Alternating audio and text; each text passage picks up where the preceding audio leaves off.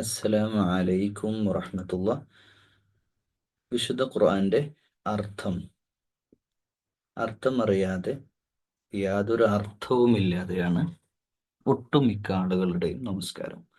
നമസ്കാരത്തിൽ തന്നെ ഏറ്റവും പ്രധാനപ്പെട്ട കാര്യമാണ് സൂറത്തുൽ ഫാത്തിഹ. ഫർളായ കാര്യങ്ങളുണ്ട് നിസ്കാരത്തിൽ, ഷർത്തുകളിൽ പെട്ടത്. അതുപോലെ തന്നെ ചെയ്തില്ലെങ്കിൽ നിസ്കാരത്തെ ബാധിക്കാത്ത വിഷയങ്ങളുണ്ട്. നിസ്കാരം ബാത്തിലാവില്ല. പക്ഷെ ഫാത്തിഹ എന്നുള്ളത് നിസ്കാരത്തിൻ്റെ വളരെ പ്രധാനപ്പെട്ട മർമ്മമാണ്. ഫാത്തിഹ ഇല്ലെങ്കിൽ നിസ്കാരമില്ല. അപ്പോൾ ഈ ഫാത്തിഹ അർത്ഥമറിഞ്ഞ് ഓതുക എന്നുള്ളത് ചില പണ്ഡിതന്മാരുടെ അഭിപ്രായത്തിൽ അർത്ഥമറിയാതെ അത് ഓതുന്നതുകൊണ്ട് അത് ഫലമില്ല എന്ന് പറയുന്നുണ്ട്. എന്നാലോട്ടെ നിസ്കാരം കബൂൽ ചെയ്യപ്പെടും. ചില ആലിമ്യങ്ങളുടെ അത് നമ്മൾ അത്രയും എക്സ്ട്രീം ലെവലിൽ ചിന്തിക്കണം. കാരണം നമ്മൾ 17 പ്രാവശ്യം ദിവസം ഓതുന്ന, അല്ലെങ്കിൽ ഒരു മനുഷ്യൻ്റെ ജീവിതത്തിൽ എത്ര പതിനായിരക്കണക്കിന് പ്രാവശ്യം റിപ്പീറ്റ് ചെയ്ത് ഓതുന്ന സൂറത്തുൽ ഫാത്തിഹയുടെ മാന, അതിന് അർത്ഥം അറിയില്ല എന്ന് പറഞ്ഞാൽ അതൊരു ശരിയാണ്. മറ്റു സൂറത്ത് ഖുറാൻ്റെ മുഴുവനും അർത്ഥമൊന്നും ഇപ്പോൾ ഒരു മലയാളിക്ക് പെട്ടെന്ന് അങ്ങനെ പഠിക്കുക എന്നുള്ളത് പോസിബിളായ കാര്യമല്ല. ഓക്കെ, പറ്റുന്നവരുണ്ട്. അങ്ങനെ നഹ്വും സർഫും ഒക്കെ പഠിച്ച് അറബ് പാണ്ഡിത്യമുള്ള ആളുകൾക്ക് പെട്ടെന്ന് ഭാഷ മനസ്സിലാവും. അറബ് ഭാഷ തന്നെ മനസ്സിലാവും, ഓതുമ്പോൾ തന്നെ അർത്ഥം മനസ്സിലാവും. അതല്ലാത്ത സാധാരണക്കാർക്ക് വേണ്ടിയിട്ടാണ് ഈ ഒരു സെഷൻ തുടങ്ങുന്നത്. ഇൻഷാല്ലാ. ബിസ്മില്ലാഹിർ റഹ്മാനിർ റഹീം. അള്ളാഹു സുബ്ഹാനഹു വ തആല ഇൽമിൽ, നമ്മുടെ അറിവിൽ ബർക്കത്ത് ചെയ്യട്ടെ. അതിനെ നമ്മുടെ ജീവിതത്തിൽ പ്രകാശിപ്പിച്ച് തരട്ടെ എന്ന് നിങ്ങളോടൊപ്പം ചേർന്ന് ദുആ ചെയ്തുകൊണ്ട് തുടങ്ങുകയാണ്. ഫാത്തിഹ. ഫാത്തിഹ എന്ന് പറഞ്ഞാൽ തന്നെ ഫത്ഹ, മിഫ്താഹ് എന്ന് പറഞ്ഞ താക്കോൽ എന്നാണ്. അപ്പോൾ തുറക്കൽ, തുടക്കം. അപ്പോൾ ഒരു ഓപ്പണിംഗ് ആണിത്. ഇത് ഖുർആനിൻ്റെ വാതിൽ, ഒരു ഖുർആനാകുന്ന വലിയൊരു കൊട്ടാരത്തിലേക്ക് നമ്മൾ പ്രവേശിക്കുന്ന പ്രവേശന കവാടമാണ് ഫാത്തിഹ. മാത്രമല്ല, ഇന്ന് ലോകത്ത് അവൈലബിൾ ആയ പ്രാർത്ഥനകളിൽ ഏറ്റവും ഒന്നാമത്തെ ദുആ, ഏറ്റവും ഒന്നാം സ്ഥാനം കൊടുക്കാവുന്ന ദുആയാണ്. കാരണം ഇതിൻ്റെ തഫ്സീർ പറഞ്ഞു കഴിയുമ്പോൾ, അല്ലെങ്കിൽ ഇതിൻ്റെ മീനിങ് പറഞ്ഞു കഴിയുമ്പോൾ നിങ്ങളത് ശരിവെക്കും. നമുക്ക് ദുആയിലേക്ക് പോകാം. അതായത് ഫാത്തിഹയിലേക്ക്. ഇത് ദുആ എന്ന് തന്നെ നമുക്ക് പറയാം. ഇത് ദുആയാണ്, പ്രാർത്ഥന തന്നെയാണ്. നമ്മളിപ്പം ഖുർആൻ്റെ മറ്റ് പേജുകളിലേക്കൊക്കെ പോകുമ്പോൾ, മറ്റ് സൂറത്തുകളിലേക്ക് പോകുമ്പോൾ കുറേ കാര്യങ്ങൾ, ആനുകാലിക പ്രശ്നങ്ങൾ, രാഷ്ട്രീയ കാര്യങ്ങൾ, കുടുംബപരമായ കാര്യങ്ങൾ, അങ്ങനെ തുടങ്ങിയിട്ട് ജീവിതത്തിൻ്റെ എല്ലാ മേഖലകളെയും സ്പർശിച്ചു കൊണ്ടുള്ള വിഷയങ്ങൾ കൈകാര്യം ചെയ്യുന്നുണ്ട് ഖുർആനിൽ, എല്ലാ കാര്യങ്ങളും. എന്നാൽ ഇവിടെ ഫാത്തിഹ ദുആ മാത്രമാണ്. അതുകൊണ്ട് തന്നെ ഈ ദുആയുടെ മീനിങ് നമ്മൾ വേർഡ് ബൈ വേർഡ് തന്നെ പഠിക്കണം. അപ്പോൾ നമ്മളൊന്ന് സാരാംശം ഒന്ന് പറഞ്ഞു നോക്കാം. സൂറത്തുൽ ഫാത്തിഹ. അഊദു ബില്ലാഹി. അഊദു ബില്ലയെ പറ്റി അത് പറയുന്നതിൻ്റെ മുമ്പ് ഞാനൊന്ന് പറയാം. അഊദു ബില്ല നിങ്ങളൊക്കെ ചൊല്ലുന്നുണ്ടാവും ഖുർആൻ ഓതുമ്പോൾ. അത് ഓതണമെന്ന് സൂറത്തുൻ നഹ്ലിലെ 98-ാമത്തെ ആയത്തിൽ അള്ളാഹു നമ്മളോട് പറഞ്ഞു. ഫസ്തഈദ് ബില്ലാഹി മിനശ് ശൈത്വാനിർ റജീം ഫഇദാ ഖറഅതൽ ഖുർആന. ഖുർആൻ നിങ്ങൾ ഓതുകയാണെങ്കിൽ, ഓതുമ്പോൾ, ഫഇദാ ഖറഅതൽ ഖുർആന ഫസ്തഈദ് ബില്ലാഹി മിനശ് ശൈത്വാനിർ റജീം. ഷെയ്ത്താനാണ് നമ്മുടെ ശത്രു. ആ എനിമിയിൽ നിന്ന് അഭയം ചോദിക്കണം എന്നാണ്. അപ്പോൾ എപ്പോഴും ഖുർആൻ ഓതാവട്ടെ, നിസ്കാരമാവട്ടെ, മറ്റ് കാര്യങ്ങളിലൊക്കെ നല്ല കാര്യങ്ങൾ ചെയ്യുമ്പോൾ ബിസ്മി പറയുന്ന പോലെ തന്നെ ഒരു അഊദ് പറയുന്നതല്ല. കാരണം പിശാചിൻ്റെ ഒരു സാന്നിധ്യം, അത് മാനസികമായിട്ട് നമ്മൾ ആ ഒരു അതിലേക്ക് ശ്രദ്ധ വരാൻ വേണ്ടി കൂടിയാണ് ഇങ്ങനെ പറയുന്നത്. ഇൻഷാ അല്ലാഹ് നമ്മൾ ആരംഭിക്കുകയാണ്. അപ്പോൾ സൂറത്തുൽ ഫാത്തിഹയിൽ ആദ്യം ബിസ്മിയാണ്. അഊദു ബില്ലാഹി മിനശ് ശൈത്വാനിർ റജീം എന്ന് പറഞ്ഞാൽ അഊദു, അഭയം തേടുക, ശരണം തേടുന്നു. അഊദു ബില്ലാഹ്, അള്ളാഹുവിനോട്. മിനശ് ശൈത്വാൻ, ഷെയ്ത്വാനിൽ നിന്ന്. റജീമായിട്ടുള്ള, വെറുക്കപ്പെട്ട, പുറത്താക്കപ്പെട്ട, ഔട്ട്കാസ്റ്റഡ് ആയിട്ടുള്ള പിശാചിൽ നിന്ന്, പിശാചിൻ്റെ ഉപദ്രവങ്ങളിൽ നിന്ന്. അത് പിശാച് മിനൽ ജിന്നത്തി വന്നാസ്, സൂറത്തുൻ നാസിൽ പറഞ്ഞില്ലേ, മിനൽ ജിന്നത്തി വന്നാസ്, മനുഷ്യരൂപത്തിലും മാനസികമായിട്ട് നമ്മളെ തളർത്തിക്കളയുന്ന, ദുർമന്ത്രം ചെയ്യുന്ന ആ പൈശാചികമായ ശക്തിയിൽ നിന്നുള്ള അഭയം ചോദിക്കലാണ് അഊദു ബില്ലാഹി മിനശ് ശൈത്വാനിർ റജീം. ഇനി ബിസ്മിയിലേക്ക് വരാം. ബിസ്മി എന്ന് പറഞ്ഞാൽ ശരിക്ക് ഫാത്തിഹയിൽ മാത്രമല്ല, ഏത് നല്ല കാര്യം ചെയ്യുമ്പോഴും നമുക്ക് ബിസ്മില്ലാഹിർ റഹ്മാനിർ റഹീം എന്ന് പറയാം. അപ്പം ബിസ്മിയെ പറ്റി നമുക്ക് നോക്കാം. ബിസ്മിയിൽ നമുക്കുള്ളത് 1 2 3 4 4 വാക്കുകളാണ് ഉള്ളത്. ആദ്യത്തേത് ഇസ്മ. ഇസ്മ എന്ന് പറഞ്ഞാൽ പേര്. നമ്മളിപ്പോൾ ഒരു ഒരു ഒരു ഒരു കാര്യം ചെയ്യുകയാണെങ്കിൽ ഇപ്പം നാട്ടിലൊക്കെ ട്രഡീഷണൽ ആയിട്ടുള്ള പല ആചാരങ്ങളുടെ ഭാഗമായിട്ടൊക്കെ നമ്മൾ ഒരു കാര്യം ചെയ്യുമ്പോൾ, ഇപ്പോൾ ഒരു കടയുടെ ഉദ്ഘാടനം ചെയ്യുമ്പോൾ, അല്ലെ പണ്ട് ഓട്ടോറിക്ഷയിലൊക്കെ പേര് ദൈവനാമത്തിൽ നിന്ന് ഇങ്ങനെ എഴുതി കാണാറുണ്ട്. അത് തന്നെയാണ് അതിൻ്റെ ഒരു റിയൽ വേർഷൻ. ഫേക്ക് ആയിട്ടുള്ള അല്ലെങ്കിൽ പിന്നെ ദൈവത്തിൻ്റെ പടച്ച റബ്ബിൻ്റെ സൃഷ്ടികളെ ആരാധിച്ചിരുന്ന, സൃഷ്ടികളെ ദൈവമാക്കി, സൃഷ്ടികളെ ദൈവമാക്കി ആ സങ്കല്പിച്ച് പ്രാർത്ഥിക്കുന്ന ആ ഒരു അവസ്ഥയിൽ നിന്ന് മാറി യഥാർത്ഥമായ അള്ളാഹുവിൽ നിന്ന്. അപ്പോൾ ഇവിടെ ഈ അള്ളാഹു എന്ന് പറഞ്ഞാൽ അള്ളാഹുവിനെ ഡിഫൈൻ ചെയ്യുന്നുണ്ട്. അള്ളാഹു ഇപ്പോൾ ഈ വാക്കാണ് അള്ളാഹു, ബിസ്മില്ല. അപ്പോൾ അള്ളാഹ് എന്ന് പറഞ്ഞാൽ ഇതാണ്. അപ്പോൾ ശരിക്കും അള്ളാഹ് എന്നുള്ള വാക്ക് തന്നെ നമുക്ക് ഒരുപാട് പറയും. ശരിക്കും നമ്മൾ ഈ ഒരു ഒരു ഒരു ഒറ്റ വീഡിയോയിലൊന്നും ഇത് പറഞ്ഞു തീർക്കാൻ കഴിയില്ല. അത്രയും ഉണ്ട്, അത്രയും ഡെപ്ത് ഉള്ള വാക്കാണ് അള്ളാഹ് എന്ന് പറഞ്ഞാൽ. നമ്മൾ മറ്റ് ശരിക്കും അള്ളാഹു എന്നുള്ള വാക്കിന് പകരം വെക്കാൻ ഈ വേൾഡിൽ വേറെ വാക്കില്ല. അതിന്റെ കാരണം എന്താണെന്നറിയും? അത് അള്ളാഹിന് പേരുള്ള അള്ള മാത്രമാണ് അത്. ഒരു ആ ഒരു ഒരു ഐഡിയ, അതായത് വണ്ണസ്, ഒരു ദൈവം, ഒരേ ഒരു ദൈവം, ഒരേ ഒരു സൃഷ്ടാവ്, ഒരേ ഒരു അള്ളാഹു, ഏകനായ അള്ളാഹു. ആ ഏകത്വത്തെയും അതുപോലെ തന്നെ ആ വഹദാനിയത്ത്, ആ വണ്ണസിനെയും അത് പറയുന്ന കാര്യമാണ് അള്ളാഹു. ആ അള്ളാഹു അപ്പം ശരിക്ക് നമുക്ക് വേറൊരു അള്ളാഹ്, ഇപ്പം ദൈവത്തിന് നമുക്ക് പറയാം ഗോഡ് എന്ന്. പിന്നെ നമ്മളിപ്പം ഇംഗ്ലീഷിൽ പറയുമ്പോൾ ഗോഡ് എന്ന് പറയും ദൈവത്തിന്, മനസ്സിലായി? മലയാളത്തിൽ ദൈവം എന്ന് പറയും. പക്ഷെ ദൈവം എന്ന് പറഞ്ഞ മലയാളത്തിലെ ദൈവം ഹിന്ദുവിന്റെ ദൈവം, ക്രിസ്തുവിന്റെ ദൈവം, അല്ലെ മറ്റേ ദൈവം, ഇതേ ദൈവം, അങ്ങനെയൊക്കെ പറയാം. പക്ഷെ അള്ളാഹ് എന്നുള്ള വാക്കിന് നമുക്ക് ഇംഗ്ലീഷിൽ വെച്ചിട്ടും ട്രാൻസ്ലേറ്റ് ചെയ്യാൻ പറ്റില്ല. മലയാളത്തിൽ ദൈവം എന്ന് പറയാൻ പറ്റില്ല. അള്ളാഹ് എന്ന് പറഞ്ഞാൽ അള്ളാഹ് മാത്രമാണ്. എന്താണ് അള്ളാഹ്? ഏതൊരു അള്ളാഹുവാണ്? അള്ളാഹിന്റെ ഡെഫിനിഷന് കുറേ നമുക്ക് പറയാനുണ്ട്. അള്ളാഹ് എന്ന് പറഞ്ഞ ഖാലിഖാണ്. ഈ 99 അസ്മാഉൽ ഹുസ്നയിലൂടെ ആ ഒരു വലിയ ആ, പിന്നെ വിശേഷണങ്ങൾ അള്ളാഹ്ക്കുണ്ട്. ആ അസ്മാഉൽ ഹുസ്ന എന്ന് വെച്ചാൽ അള്ളാഹു എന്ന് പറഞ്ഞാൽ അത്രയും പറയാണ്ട്. നമുക്കിപ്പം നമ്മൾ കണ്ണിന്റെ മുമ്പിൽ കാണുന്ന എല്ലാത്തിനും രൂപങ്ങളുണ്ട്. രൂപമില്ലാത്ത അള്ളാഹു, വെളിച്ചമാകുന്ന അള്ളാഹു. അള്ളാഹു എന്ന് പറഞ്ഞാൽ വെളിച്ചമാണ്. അള്ളാഹിന്റെ വെളിച്ചം എന്ന് പറഞ്ഞാൽ നമ്മൾ ഈ ഭൂമിയിൽ കാണുന്ന ട്യൂബ് ലൈറ്റ്, ഇങ്ങനത്തെ ലൈറ്റുകളൊന്നും അല്ല. അള്ളാഹുവിന്റെ ലൈറ്റ് എന്ന് പറഞ്ഞു കഴിഞ്ഞാൽ, ഇതിപ്പോ തഫ്സീറിന്റെ നമുക്ക് അത്രയും ഡെപ്തിൽ പോകണം. നമ്മൾ കുറേ അള്ളാഹുവിനെ പറ്റി ഇനി പറയില്ല. അതുകൊണ്ടാണ് ഞാൻ കുറച്ച് അധികം ഇപ്പോൾ ഇങ്ങനെ പറയുന്നത് കേട്ടോ. അപ്പം അള്ളാഹിന്റെ വെളിച്ചം നൂറാണ് അള്ളാഹു.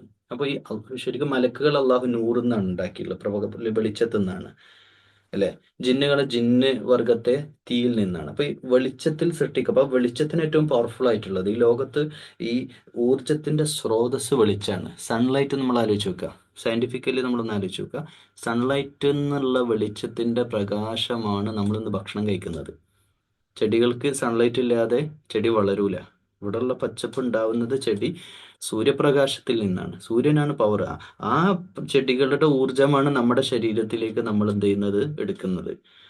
അപ്പോൾ ആ ഒരു ഊർജത്തിന്റെ സകല കേന്ദ്രം. അതുകൊണ്ടാണ് പണ്ടുള്ള ആളുകൾ സൂര്യഭഗവാൻ, സൂര്യനെ ദൈവമായി ആരാധിച്ചത്. അതാണ് അതിന്റെ പിന്നിലുള്ള ശാസ്ത്രം, അതാണ്. അപ്പൊ സൂര്യനാകുന്ന പവർഫുൾ സോഴ്സിന്റെ പിന്നിലുള്ള പവർ, അതാണ് അള്ളാഹ്. അവിടെയാണ് നമ്മൾ അള്ളാഹിനെ കണ്ടെത്തുക. അപ്പൊ അള്ളാഹ് ഉണ്ടോ എന്ന് ചോദിക്കുന്നവരോട് ഖുർആൻ പറയുന്നുണ്ട്, ആകാശത്തേക്ക് നോക്ക്, സൂര്യനെ നോക്ക്. ഇതൊക്കെ ഇവിടെ ഉണ്ടായിട്ട് അള്ളാഹ് ഉണ്ടോ എന്ന്, ഇനി അതിന്റെ പിന്നിൽ ആളില്ലേ, അതിന്റെ പിന്നിൽ ശക്തി ഇല്ലാത്തതൊക്കെ ഇങ്ങനെ സംവിധാനം ഉണ്ടാവുക എന്നൊന്ന് ചിന്തിക്കുമെന്ന് പല ഘട്ടങ്ങളിൽ ഖുർആൻ ചോദിക്കുന്നുമുണ്ട്. അപ്പൊ അള്ളാഹു, ഞാൻ കുറച്ച് പറഞ്ഞു നിർത്തുകയാണ്. അപ്പോൾ അള്ളാഹു എന്നുള്ള വേർഡിന് പകരം വെക്കാൻ മറ്റൊരു ഭാഷയിലും നമുക്ക് വാക്കില്ല. അതുകൊണ്ട് തന്നെ അള്ളാഹ് അള്ളാഹ് തന്നെയാണ്. ബിസ്മില്ല, ആ അള്ളാഹിന്റെ നാമത്തിൽ. ഇനി ആ അള്ളാഹുവിന് എന്തെങ്കിലും ഒരു വിശേഷണം പറയാൻ അള്ളാഹു ഉടനെ ആഗ്രഹിക്കുന്നുണ്ടെങ്കിൽ അത് റഹ്മാനും റഹീമുമാണ്.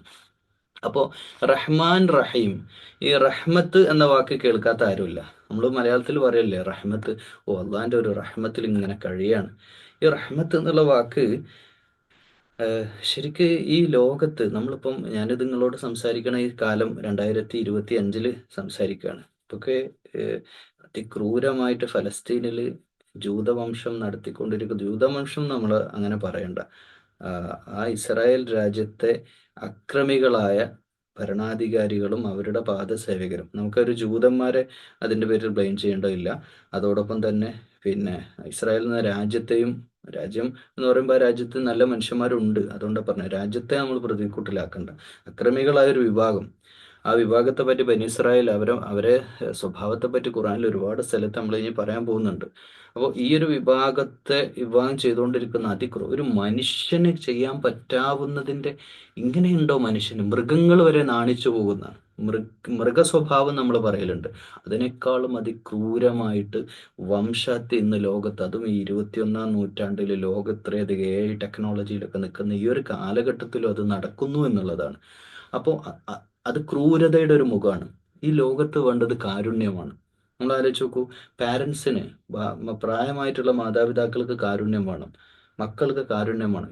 ഈ സമൂഹത്തിൽ നിരാലംബരായിട്ടുള്ള അരികുവൽക്കരിക്കപ്പെട്ട ആളുകൾക്കൊക്കെ അവർക്ക് കാരുണ്യം ആവശ്യമാണ്. റഹ്മത്തിൽ നിന്നേ ഈ ലോകം, ഈ ഒരു മനുഷ്യ നാഗരികത മുന്നോട്ട് പോകാൻ കഴിയുള്ളൂ. അതായത് ഞാൻ പറഞ്ഞു വരുന്നത്, കാരുണ്യമുള്ള ഒരു ലോകത്തെ നല്ലൊരു നല്ലൊരു സമൂഹം ഉണ്ടാവുള്ളൂ, ഒരു സൊസൈറ്റി ബിൽഡ് ചെയ്ത് കൊണ്ടുവരാൻ പറ്റുള്ളൂ.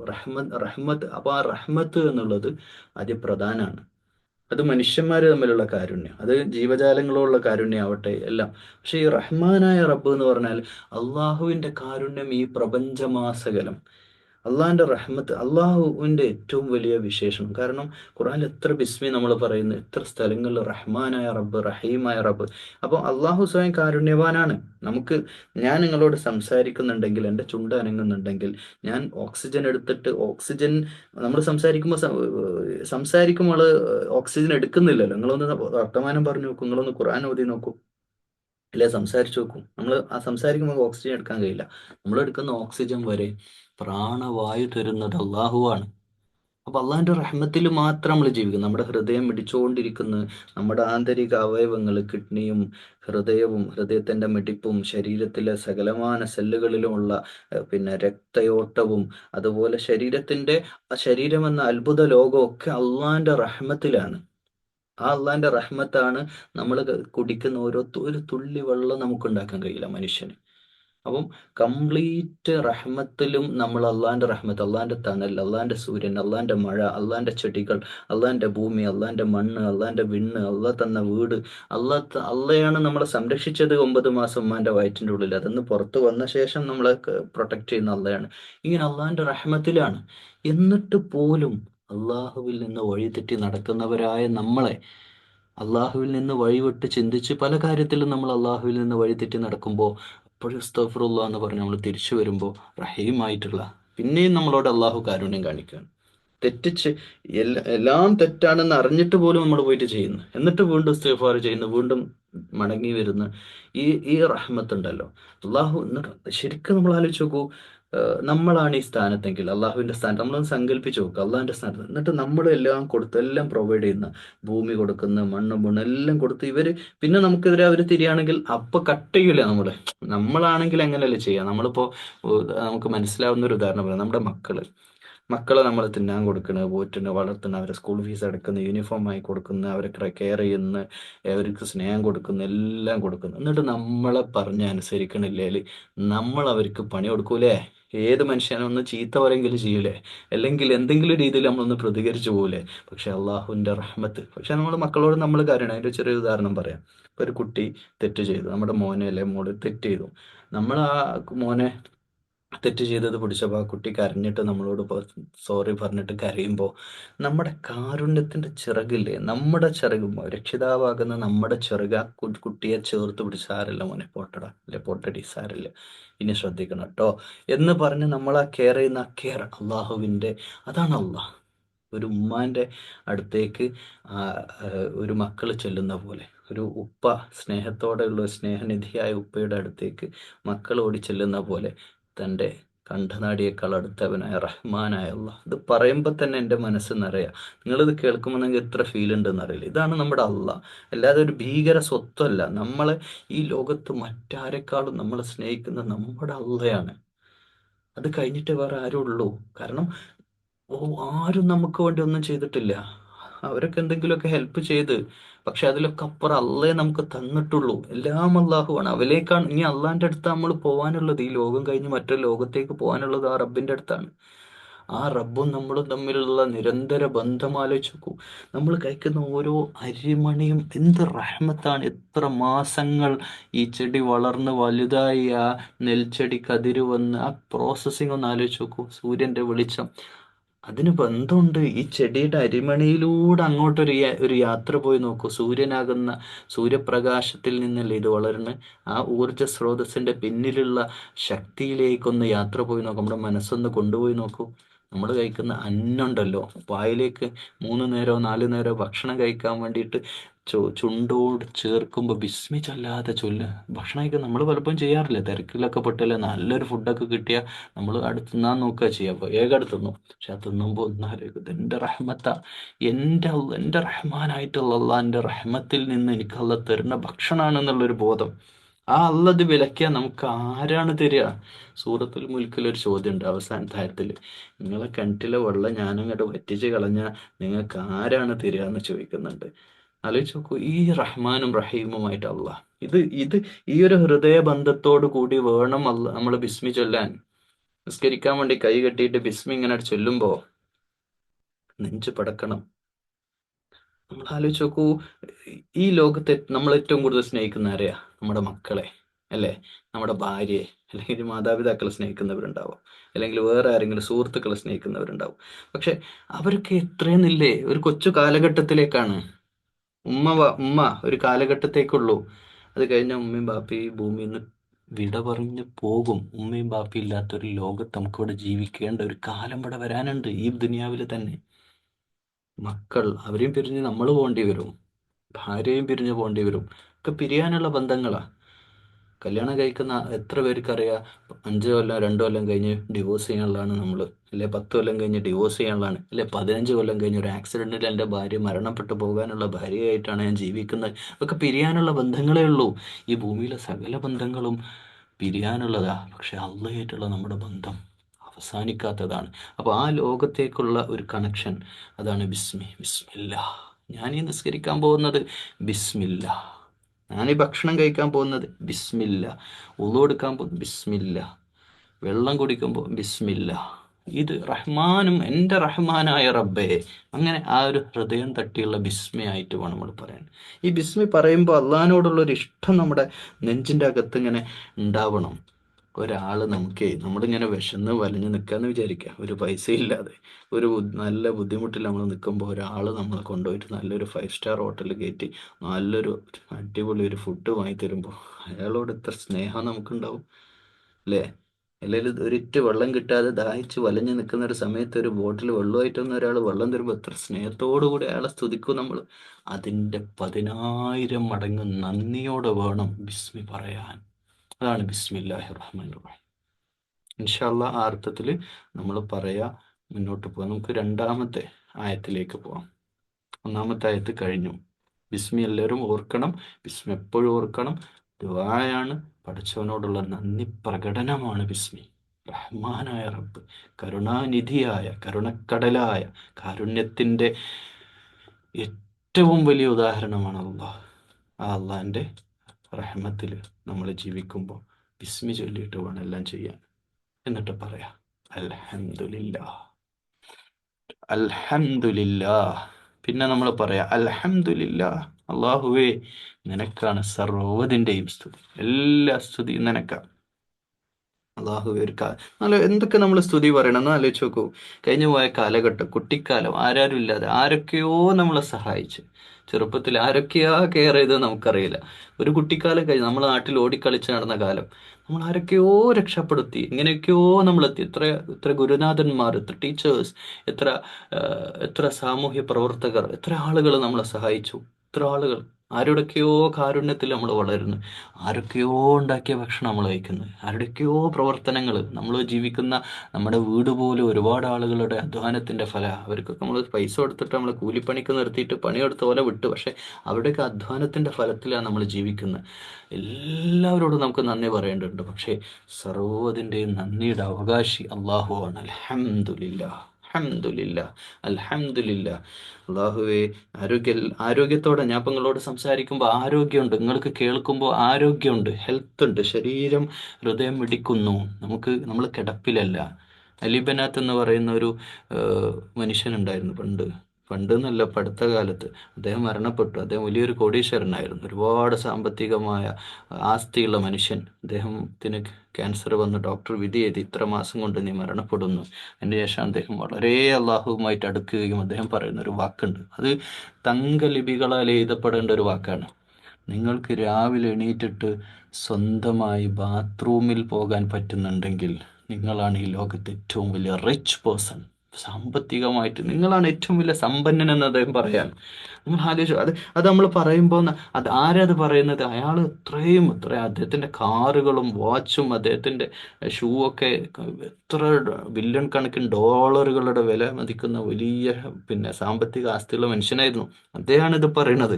എന്നുവെച്ചാൽ ശരീരമാകുന്ന ഈ ഒരു ഇത് പണി മുടക്കി, ഇത് ഒറ്റൊന്നേ നമുക്ക് അള്ളാഹ് തന്നുള്ളൂ. അത് അള്ളാഹിൻ്റെ റഹ്മത്താണ്. നമ്മുടെ ഓരോരുത്തരുടെയും ശരീരത്തിലേക്ക് നോക്കിയാൽ തന്നെ നമുക്കറിയാൻ പറ്റും അള്ളാഹിൻ്റെ റഹ്മത്ത്. അൽഹംദുലില്ലാ അല്ലേ? ഇത് കേൾക്കുമ്പോൾ തന്നെ നിങ്ങൾക്ക് പറയാൻ പറ്റണ്ടേ അൽഹംദുലില്ലാ എന്ന്? അള്ളാഹ് നമുക്ക് ആരോഗ്യം തന്നില്ലേ, സമ്പത്ത് തന്നില്ലേ, വീട് തന്നില്ലേ? നമുക്ക് ഇല്ലാ പാട്ട് പാടുമ്പോഴാണ് നമുക്ക് അൽഹംദുലില്ലാ പറയാൻ പറ്റാതിരിക്കുന്നത്. ശരിക്കും നമ്മൾ ആത്മാർത്ഥമായിട്ട് അൽഹംദുലില്ലാ പറഞ്ഞാൽ നമ്മളാണ് ഐശ്വര്യം. നബി സല്ലല്ലാഹു അലൈഹി വസല്ലം നബി സല്ലല്ലാഹു അലൈഹി വസല്ലം പറഞ്ഞു, ഒരാൾ കിട്ടിയതിൽ ഉള്ളതിൽ തൃപ്തിപ്പെടുന്ന ഒരു മനുഷ്യനുണ്ടെങ്കിൽ അയാളെ ഏറ്റവും വലിയ സമ്പന്നൻ. നമ്മൾ പറയാം അൽഹംദുലില്ലാ. നമ്മൾ നഷ്ടപ്പെട്ടതിനെ ഓർത്തിട്ട് സങ്കടപ്പെടരുത്, കിട്ടാത്തതിനെ ആലോചിച്ചിട്ടും സങ്കടപ്പെടരുത്. നമ്മൾ മാനുഷികമായിട്ട് നമുക്കൊക്കെ പറ്റുന്നതാണ്. വാദിയാനും മിമ്മാലും മറ്റൊരു ഹദീസ് പറയുന്നുണ്ട്, സ്വർണത്തിൻ്റെ 2 മല ഉണ്ടായാലും മൂന്നാമത്തേന് കൊതിക്കണ സ്വഭാവം അത് എനിക്കും നിങ്ങൾക്കും ഉള്ളതാണ്. നമ്മളത് മാറ്റിയേ പറ്റൂ. എന്നിട്ട് നമ്മൾ പറയണം അൽഹംദുലില്ലാ, അൽഹംദുലില്ലാ അലാ കുല്ലി ഹാൽ. സങ്കടങ്ങളിലും അൽഹംദുലില്ലാ, സന്തോഷത്തിലും ഇത് മുസ്ലിമിന് മാത്രം, ആകാശത്തിൻ്റെ ചോട്ടിൽ ജീവിക്കുന്ന വിശ്വാസിക്ക് മാത്രം അനുഭവപ്പെടുന്ന ഒരു ഫീലിംഗ് ആണിത്, അൽഹംദുലില്ലാ എന്നുള്ള ഫീലിംഗ്. ഇതൊരു വാക്കല്ല. അൽഹംദുലില്ലാ എന്ന് പറയുന്നതോടുകൂടി ആ വ്യക്തി അവൻ്റെ സൃഷ്ടാവുമായിട്ട് ഒരു വല്ലാത്ത, നമ്മളൊരു ലവ് സെൻഡ് ചെയ്യൂലേ? നമ്മളിപ്പോൾ ഒരാൾക്ക് ഒരു പ്രണയം പൂത്തു നിൽക്കുന്നല്ലേ, പ്രണയാതുരമായ മനസ്സോടുകൂടി നമ്മളൊരു അഫെയറുള്ള ഒരു പെണ്ണിന് ഒരാണ് അയക്കണ മെസ്സേജ് പോലെ, ഒരു ലവ് ഇടുന്ന പോലെ, അൽഹംദുലില്ലാ എല്ലാ സ്നേഹത്തിനും നന്ദി റബ്ബേ. നിങ്ങൾ ആലോചിച്ച് നോക്കൂ, നമ്മൾ പല ജോലിയും ചെയ്യുന്ന ആൾക്കാരാണ്. പല ജോലിയും ചെയ്ത് നിൽക്കുന്നതിൻ്റെ ഇടയ്ക്കായിരിക്കും ബാങ്ക് വയ്ക്കുക, പള്ളിയിൽ ചെന്നിട്ട് കൈയ്യട്ടിയിട്ട് അൽഹംദുലില്ലാ. നമുക്കറിയില്ല രാവിലെ എണീറ്റ് ആ ജോലിൻ്റെ ഇടയിൽ ഏതൊക്കെ അപകടങ്ങളിലാണ് അള്ളാഹ് നമ്മളെ കാത്തത്, എന്തൊക്കെ അള്ളാഹ് നമ്മളെ പ്രൊട്ടക്റ്റ് ചെയ്യണം, ഒന്നും അറിയില്ല. പക്ഷെ നമ്മൾ പോയിട്ട് പറയാം അൽഹംദുലില്ലാ, അള്ളാഹ് താങ്ക്സ്. ഇനി ഏത് അള്ളാഹുവിനോടാണ് അൽഹംദ് പറയുന്നത്? അള്ളാഹു റബ്ബാണ്. എന്തിൻ്റെ? ആലമീൻ്റെ റബ്ബായിട്ടുള്ള അള്ളാഹുവിനാണ് ഹംദ്. ഇത് കുറച്ചധികം പറയാണ്ട്, കാരണം നമ്മൾ ഒരു വാക്കുകൊണ്ട് അർത്ഥം പറയാൻ പറ്റില്ല, ഒരു വാക്കുകൊണ്ട് അർത്ഥം പറയാൻ പറ്റില്ല. അതിപ്പോൾ ഇത് ഞാൻ പറയുമ്പോൾ നിങ്ങൾക്ക് മനസ്സിലാവും. ആലം എന്ന് പറഞ്ഞാൽ നിങ്ങൾക്ക് എല്ലാവർക്കും അറിയാം. ആലം എന്ന് പറഞ്ഞാൽ ദുനിയാവ്, ആലം ദുനിയാവ് എന്നൊക്കെ നമ്മൾ പറയലുണ്ട്. ആലം എന്ന് പറഞ്ഞാൽ ശരിക്കും ഈ ഭൂമിക്കല്ല ആലം എന്ന് പറയാം, ഈ ഭൂമിയോട് ചേർന്ന് കിടക്കുന്ന പിന്നെ സൗരയുധം, നമ്മളങ്ങനെ മലയാളത്തിൽ പറയില്ലേ, സൂര്യൻ, ചന്ദ്രൻ, അതുപോലെ തന്നെ അങ്ങോട്ടുള്ള ഗ്രഹങ്ങൾ, ഉപഗ്രഹങ്ങൾ, ഈ ഒരു സംഭവത്തിനെയാണ് നമ്മൾ ആലം എന്ന് പറയുക. എന്നാൽ ആലമീൻ എന്ന് പറഞ്ഞാൽ സില്യൺസ് കണക്കിന് ഇതുപോലുള്ള സംവിധാനങ്ങളുണ്ട്. അതായത് ഇപ്പം നക്ഷത്രത്തിൻ്റെ കണക്ക് മാത്രം പറയുകയാണെങ്കിൽ സൂര്യൻ ഇപ്പോൾ ഒരു നക്ഷത്രമാണ്. അതുപോലെയുള്ള ആകാശത്ത് നമ്മൾ രാത്രി കാണുന്ന നക്ഷത്രങ്ങൾ 1,00,000-ഓളം നക്ഷത്രങ്ങൾ കൂടിച്ചേരുമ്പോഴാണ് ഒരു ഗാലക്സി വരിക. അങ്ങനെയുള്ള സില്യൺസ് കണക്കിന് ഗാലക്സികളുണ്ട് എന്നാണ് ആകാശ ലോകത്ത്, ഇത് ശാസ്ത്രം പറയുന്നതാണ്. അതിൻ്റെ അപ്പുറത്തേക്ക് ലോകമുണ്ട്, നമ്മളൊന്നും ഒരിക്കലും സങ്കല്പിക്കാൻ പോലും പറ്റാത്ത അത്രയും വിശാലമായ ലോകമുണ്ട്. നമ്മളൊന്നും അറിയില്ല. നമ്മൾ ഏതോ ഒരു നാട്ടിൽ, ഏതോ ഒരു ഗ്രാമത്തിൽ, ഏതോ ഒരു കുഞ്ഞു വീട്ടിൽ നിന്ന് ഖുറാൻ പഠിക്കുമ്പോൾ നമ്മുടെ ബുദ്ധിക്കൊന്നും ഉൾക്കൊള്ളാൻ പറ്റാവുന്നതിന് അപ്പുറത്തേക്കുള്ള വിശാലമായൊരു ലോകമുണ്ട്. ആ ലോകങ്ങളുടെ റബ്ബ്. അപ്പം ഇനി എന്താണ് ഈ റബ്ബ്? റബ്ബേ നമ്മൾ മലയാളത്തിൽ പറയും, റബ്ബേ. അള്ളാഹ്ക്ക് ഏറ്റവും ഇഷ്ടം അള്ളാഹിനെ വിളിക്കാൻ അള്ളാഹ്ന്നല്ല കേട്ടോ, അള്ളാഹിനെ വിളിക്കും. അള്ളാഹു അറിയപ്പെടുക അള്ളാഹ്ന്നാണ്. അള്ളാഹു എന്നാണ് ഇപ്പം അറിയപ്പെടുക. പക്ഷെ ഡെസിഗ്നേഷൻ എന്താണ്? ആ ഡെസിഗ്നേഷനെ വിളിക്കാൻ അള്ളാഹു ഇഷ്ടപ്പെടുന്ന റബ്ബെ എന്നാണ്. യാ അള്ളാ എന്ന് വിളിക്കുന്നതിനേക്കാൾ ഒരു സ്റ്റെപ്പ്. കാരണം അതെന്തുകൊണ്ടാണ് ഞാൻ പറയുന്നത്? ഞാൻ എൻ്റെ ഇഷ്ടം പറയല്ല കേട്ടോ. ഖുർആനിൽ 40 റബ്ബന എന്നുള്ളത് വേണ്ട. അപ്പോൾ എവിടെ അള്ളാഹ് എന്നുള്ള ദ്വാ അല്ല, റബ്ബന എന്നാണ്. അള്ളാഹുമ്മ എന്ന് പറഞ്ഞ ദ്വാകൾ വേറെ ഉണ്ട്. അള്ളാഹ് എന്ന് വിളിക്കണ്ട എന്നല്ല പറയുന്നതിൻ്റെ മീനിങ്. അള്ളാഹുവിനെ സംബന്ധിച്ചിടത്തോളം നമ്മളൊരു ദ്വാ ചെയ്യുമ്പോൾ റബ്ബന, റബ്ബന ഞങ്ങളുടെ റബ്ബേ. അപ്പൊ ഈ റബ്ബ് എന്ന് പറഞ്ഞാൽ എന്താണ്? റബ്ബ് എന്ന് പറഞ്ഞാൽ 75% നമുക്ക് ഒരു ഉപ്പ എന്ന് പറയാം. ഒരു ഉപ്പാന്റെ റോൾ എന്താണ്? ഒരു കുട്ടികളെ വളർത്തണേ, സ്നേഹം കൊടുക്കണം, പൈസ കൊടുക്കണം, അധ്വാനിക്കണം, വീട് കെയർ ചെയ്യണം, വീടിന്റെ സുരക്ഷ. കള്ളന്മാർ വരികയാണെങ്കിൽ ഉപ്പ മുമ്പിൽ നിൽക്കണം അല്ലേ? നിങ്ങൾ ആലോചിച്ച് നോക്കൂ, ഉപ്പ മുമ്പിൽ. ആ വീടിന്റെ സുരക്ഷിതത്വം, മക്കളുടെ വളർച്ച, അവരുടെ മാനസിക വൈകാരിക ശാരീരിക വളർച്ച, അവർക്ക് വസ്ത്രം വാങ്ങുന്നത്, അവരുടെ A to Z കാര്യങ്ങളിൽ ശ്രദ്ധയുള്ള ആളായിരിക്കും ബാപ്പ. ഒരു കുടുംബത്തിന്റെ നെടുന്തൂണാണ്. അതിനെ രക്ഷിതാവ് എന്ന് നമ്മൾ പറയും. ഇനി ഉമ്മനെ ആ റോളിലേക്ക് നമുക്ക് എടുത്തു വെക്കാം. ഭക്ഷണം ഉണ്ടാക്കി കൊടുക്കണം, മക്കളുടെ കാര്യങ്ങൾ, അവരുടെ കാര്യങ്ങൾ ശ്രദ്ധിക്കണം. ഉമ്മ, ഉപ്പ, രക്ഷിതാവ്. റബ്ബിന് നമുക്ക് മലയാളത്തിൽ വെക്കാൻ പറ്റുന്നത് രക്ഷിതാവ് എന്നാണ്. പക്ഷേ രക്ഷിതാവ് എന്ന് വെക്കാൻ പറ്റൂല. അതെന്താ കാരണം? കാരണമുണ്ട്. രക്ഷിതാവിന്റെ ഒരു പണി, മനുഷ്യന് ചെയ്യാത്ത ഒരു പണി അള്ളാഹ് ചെയ്യുന്നുണ്ട്. സൃഷ്ടിപ്പ്, ക്രിയേറ്റ് ചെയ്യുക. ക്രിയേഷൻ എന്നുള്ളത് മനുഷ്യൻ എന്തെങ്കിലും ഉണ്ടാക്കുന്നുണ്ടോ?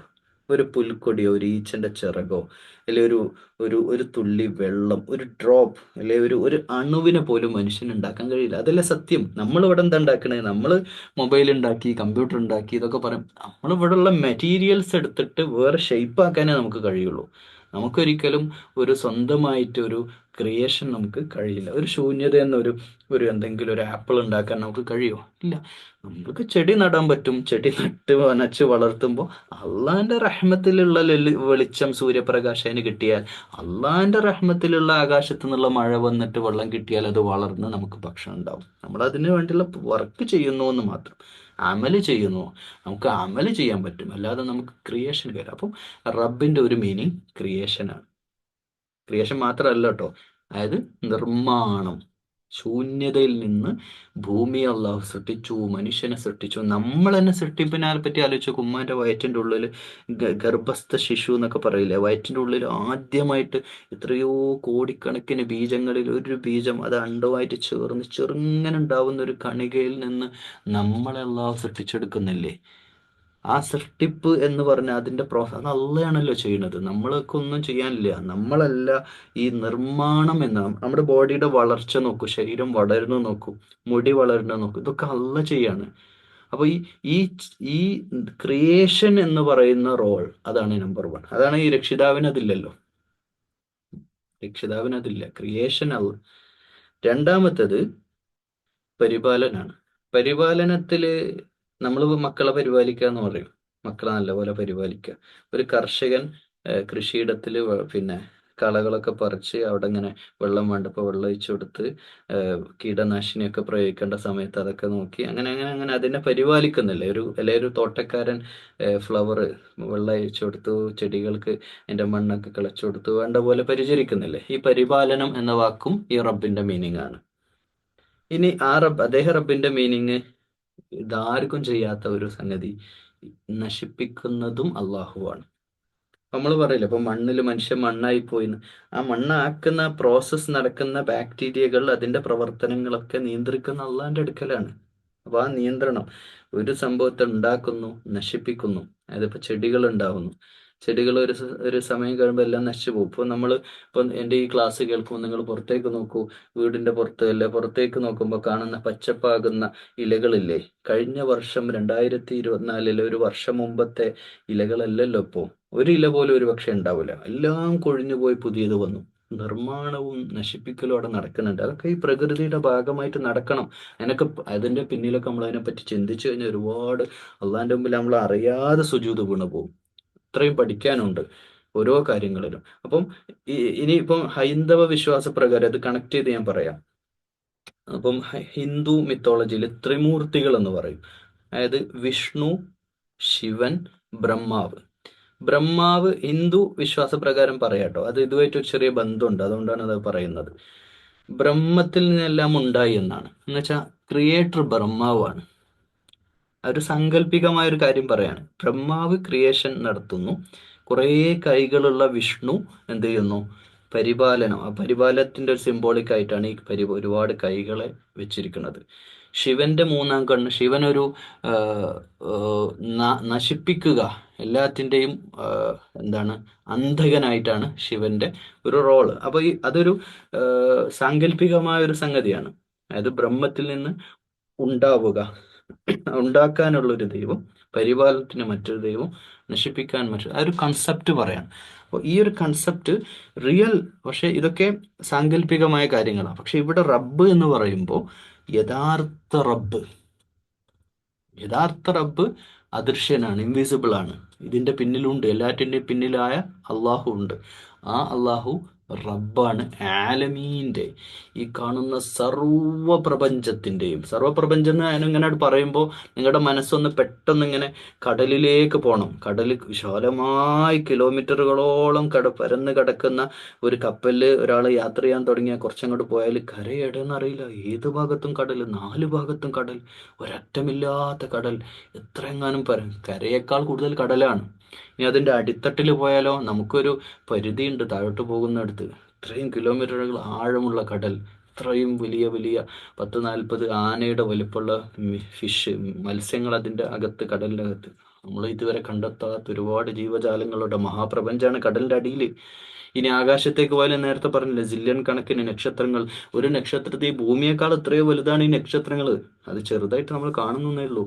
ഇനി ഭൂമിയുടെ അടിയിലേക്ക് നമ്മൾ ഊഴ്ന്നിറങ്ങിപ്പോയാലോ, എത്ര നമുക്ക് പോകാൻ പറ്റും? ഭൂമിയുടെ ഉൾവശത്തെ കാഴ്ചകൾ എന്തൊക്കെയാണ്. ഇനി അങ്ങോട്ട് യാത്ര പോയാലും മരുഭൂമിയുടെ ലോകത്തേക്ക്, അല്ലെ ആമസോൺ കാടുകളിലേക്ക്, ഒരു മനുഷ്യന് ഈ ഭൂമിയിൽ നടന്നു കാണാൻ കഴിയും? ഭൂമി മൊത്തം ഇല്ല. ഇനിയിപ്പോൾ വാഹനം ഉപയോഗിച്ചാലും ഹെലികോപ്റ്ററിൽ യാത്ര ചെയ്യാൻ തീരുമാനിച്ചാലും മുഴുവൻ കാണാൻ പറ്റാത്ത അത്രയും വിശാലമായി കിടക്കുന്ന, ഒരു മനുഷ്യജന്മത്തിന് കണ്ടു തീർക്കാൻ പോലും പറ്റാത്ത അത്രയും വിശാലമായി കിടക്കുന്ന ഭൂമിയുടെ കാര്യം, ഇതിനേക്കാൾ ഇത്ര വിശാലമാണ് ഈ മഹാപ്രപഞ്ചം. അതിൻ്റെ സർവ്വ പ്രപഞ്ചത്തിൻ്റെയും ആലമീൻ. നമ്മൾ ഈ ഫാത്തിഹക്ക് ഓതുമ്പോൾ, അർത്ഥറിഞ്ഞ് ഓതുമ്പോണ്ടല്ലോ, നെഞ്ച് പടക്കും. അർത്ഥമറിഞ്ഞ ആ ഡെപ്തിൽ നമ്മൾ ഓതുമ്പോൾ നെഞ്ച് പടച്ചുകൊണ്ടല്ലാതെ നമുക്ക് റബ്ബിൻ്റെ മുമ്പിൽ ഭയവിഹ്വലമായിട്ട് പേടിച്ചിട്ടല്ലാതെ നിൽക്കാൻ കഴിയില്ല. വെറുതെ തിരക്കിട്ട് ഇങ്ങനെ നിസ്കരിക്കാനൊക്കെ നിൽക്കുമ്പോൾ ഒരു ബോധമില്ലാതെ, അതാണ് ഫവൈലുൽ മുസല്ലി എന്ന് പറഞ്ഞ് സൂറത്തുൽ മാഇദയിൽ പറയുന്നുണ്ട്, നിസ്കരിക്കുന്നവർക്ക് നാശം എന്ന്. അങ്ങനെയുള്ള നിസ്കാരക്കാർ, നമ്മൾ ഇത് അർത്ഥമറിഞ്ഞ് കൽബ് തട്ടിയിട്ട് വേണം പറയാൻ. അൽഹംദുലില്ലാഹി റബ്ബിൽ ആലമീൻ. അപ്പൊ ആലമീൻ എന്ന് പറയുമ്പോൾ ഈ മഹാപ്രപഞ്ചത്തിന്റെ റബ്ബായ അള്ളാഹുവേ ഹംദ്. പിന്നെ ഇവിടെ സ്നേഹമാണ്, ലവ്. അവിടെ സ്നേഹത്തിന്റെ ഒരു സ്തുതി പഠിച്ചോണ്ട് പറയാം. നന്ദിയുണ്ട് കേട്ടോ പഠിച്ചോനെ. ബിസ്മി പറഞ്ഞ ആദ്യം, കാരുണ്യവാനായ റബ്ബേ, ബിസ്മില്ല, നിന്റെ പേരിൽ നന്ദി കേട്ടോ, എല്ലാറ്റിനും നന്ദി. താങ്ക് യു ഫോർ എവറിഥിങ് യാ അള്ളാഹ്. റബ്ബുൽ ആലമീനായ അള്ളാഹുവേ, താങ്ക് യു. സ്തുതികൾ നിനക്ക് മാത്രം, എല്ലാറ്റിനും നന്ദി. എന്നെ ജനിപ്പിച്ചതിന്, ജീവിപ്പിച്ചതിന്, എനിക്ക് എന്നും എന്നെ സഹായിച്ചുകൊണ്ടിരിക്കുന്ന. എന്നിട്ട് പഠിച്ചവനോട് ഒരു കാര്യം പറയാട്ടോ, പേഴ്സണലായിട്ട്. ഈ ബിസ്മി ശരിക്കും ഫാത്തിഹയുടെ പാർട്ടല്ല എന്ന് ചില മുഫസ്സിരിങ്ങൾ പറയുന്നതിൽ ഒരു കാരണം അത്. അവിടെ അർ-റഹ്മാൻ റഹീം പറയാ. ഈ റബ്ബുൽ ആലമീനായ അൽഹംദുലില്ലാ എന്നുള്ള ടോപ്പിക്ക് പറഞ്ഞിട്ട് തീരെയല്ല കേട്ടോ. ശരിക്കും ഈ ആയത്ത് 2 കഴിഞ്ഞ് 3 തുടങ്ങുന്നുണ്ടെങ്കിലും ഈ ലില്ല എന്നുള്ളതിന്റെ വിശേഷണമാണ് റബ്ബ്. അള്ളാഹുവിനെ വിശേഷിപ്പിച്ചിട്ട് ഏതൊരു അള്ളാഹു, റബ്ബായ അള്ളാഹു. ഏതൊരു റബ്ബ്? ആലമീന്റെ റബ്ബായിട്ടുള്ള അള്ളാഹ്. ഏത് ആലമീന്റെ? ആ റബ്ബിന്റെ പ്രത്യേകത എന്താ? റഹ്മാനും റഹീമുമാണ്. സകല കാരുണ്യത്തിന്റെയും പ്രഭാകേന്ദ്രം. കാരുണ്യവും, സ്വയം കാരുണ്യവാനാണ്, കരുണാനിധിയാണ്. അള്ളാഹിന്റെ റഹ്മത്ത് അതാണ്. അള്ളാഹ് തന്ന റഹ്മത്തിലാണ് നമ്മൾ ജീവിക്കുന്നത്. നേരത്തെ തന്നെ റഹ്മാൻ റഹീം പറഞ്ഞുകൊണ്ട് ഇതിൽ ആ വിഷയത്തിലേക്ക് കടക്കുന്നില്ല. അള്ളാഹിന്റെ റഹ്മത്തിൽ മാത്രം, അള്ളാഹിന്റെ റഹ്മത്തുള്ളതുകൊണ്ട് മാത്രമാണ് പ്രിയമുള്ളവരെ ഞങ്ങളോട് സംസാരിക്കുന്നത്, നിങ്ങൾ കേൾക്കുന്നത്. കേൾവി പോലും അള്ളാഹിന്റെ റഹ്മത്താണ്. നിങ്ങൾ കാണുന്നുണ്ടെങ്കിൽ, ഈ ആയത്തുകൾ കാണുന്നുണ്ടെങ്കിൽ അള്ളാഹിന്റെ റഹ്മത്തിലാണ്. അൽഹംദുലില്ലാ പറയണം, പറഞ്ഞോളി അൽഹംദുലില്ലാ, എപ്പോഴും പറഞ്ഞുകൊണ്ടിരിക്കണം അൽഹംദുലില്ലാ. എന്നിട്ട് പറയാം 3-ാമത്തെ ആയത്തില്, അതും വിശേഷണമാണ് കേട്ടോ. ഇവിടെ നിന്ന് ഇങ്ങോട്ട് വരികയാണ് ലില്ല, അള്ളാഹുവിന് സ്തുതി. ഏതല്ലാഹുവിന്? റബ്ബായിട്ടുള്ള ആലമീന്റെ, ലോകങ്ങളുടെ റബ്ബായിട്ടുള്ള റഹ്മാനും റഹീമുമായ. അപ്പൊ ഇവിടുന്ന് അങ്ങോട്ട് പറഞ്ഞു വെക്കാം, മലയാളം പറഞ്ഞു വെക്കുക. കരുണാനിധിയായ, പരമകാരുണികനായ, സർവ്വലോകങ്ങളുടെയും റബ്ബായ അള്ളാഹുവിന് മാത്രമാണ് സ്തുതി. തീർന്നിട്ടില്ല. ഈ അള്ളാഹുവിൻ്റെ വിശേഷണം വീണ്ടും കണക്ട് ചെയ്യാണ്. ആ അള്ളാഹുവിൻ്റെ അടുത്ത പ്രത്യേകത മാലിക് യൗമിദ്ദീൻ. മാലിക്കാണ്. മലിക് എന്ന് പറഞ്ഞ രാജാവാണ്. മലിക് എന്ന് പറഞ്ഞാൽ കിങ്. പക്ഷെ മാലിക് എന്ന് പറഞ്ഞു കഴിഞ്ഞാൽ മുലൂക്കിയത്ത്, അള്ളാഹുവിൻ്റെ ആധിപത്യം. സൂറത്തുൽ മുൽക്ക് നമ്മൾ പഠിച്ചിട്ടില്ലേ? മുൽക്ക് മുലൂക്കിയത്താണ്. അതായത് അഹ് ഇന്നിപ്പോൾ നമ്മൾ പറയുകയാണെങ്കിൽ, ഇപ്പോൾ നമ്മളൊരു ഒരു കാര്യം സാധിപ്പിക്കണമെങ്കിൽ അത്യാവശ്യം നല്ല ഹോൾഡ് ഉള്ളതാണെങ്കിൽ, നല്ല പൊളിറ്റീഷ്യൻസും ഒക്കെ ആയിട്ട് ബന്ധമുണ്ട്, അല്ലെങ്കിൽ മിനിസ്റ്റേഴ്സും ഒക്കെ ആയിട്ട് ബന്ധമുണ്ടെങ്കിൽ നമ്മൾ കാര്യങ്ങൾ പെട്ടെന്ന് നടക്കും നാട്ടിൽ, അല്ലേ? പലർക്കും പലതും ആധിപത്യത്തിന്റെ പേരിൽ നേടുന്നതാണ്. സ്ഥാനങ്ങളായാലും പലതും ചില ചില കുടുംബ മഹിമയുടെ പേരിൽ അല്ലെങ്കിൽ അങ്ങനെയൊക്കെ നേടിയെടുക്കുന്നതാണ് പല സംഗതികളും, സംഘടനയിലും സ്ഥാനമാനങ്ങളും ഒക്കെ. പക്ഷേ ആ, പലരും ചെയ്യുന്നത് വലിയ സ്വജനപക്ഷപാതവും, അല്ലെങ്കിൽ തൻ്റെ പാർട്ടിക്കാർക്ക് ജോലി കൊടുക്കുക, അല്ലെങ്കിൽ അങ്ങനെയുള്ള നാട്ടിലുള്ള കാര്യമായിട്ട് ഞാൻ ഇതിനെ ബന്ധപ്പെടുത്താൻ ശ്രമിക്കുകയാണ്. എല്ലാവർക്കും ആധിപത്യം ഉള്ളിടത്ത് അവരെന്ത് ചെയ്യും? അവര് എല്ലാ തരികിടയും കളിക്കും, എല്ലാ തെറ്റായ കാര്യങ്ങളെയും വഴികേടിലൂടെ സഞ്ചരിക്കും മനുഷ്യര്, ആധിപത്യമുള്ള. അപ്പോൾ ആ എല്ലാ ഇന്ന് ആധിപത്യം ഉള്ളതുകൊണ്ടാണ് ഇപ്പോൾ ഇസ്രായേൽ ഇപ്പോൾ അവിടെ പിന്നെ ഫലസ്തീൻ എന്ന പാവങ്ങളുടെ മേലെ ഇത്രയും ബോംബ്, ഞങ്ങളെ തിരിച്ചു തല്ലാൻ ആൺകുട്ടികൾ നിങ്ങളുടെ അടുത്തില്ല എന്നുള്ള ഉത്തമ ബോധ്യം അവരുടെ അടുത്തുള്ളതുകൊണ്ടാണല്ലോ. ആധിപത്യം ഉള്ളതുകൊണ്ടാണല്ലോ അവർ അക്രമം ചെയ്യുന്നത്.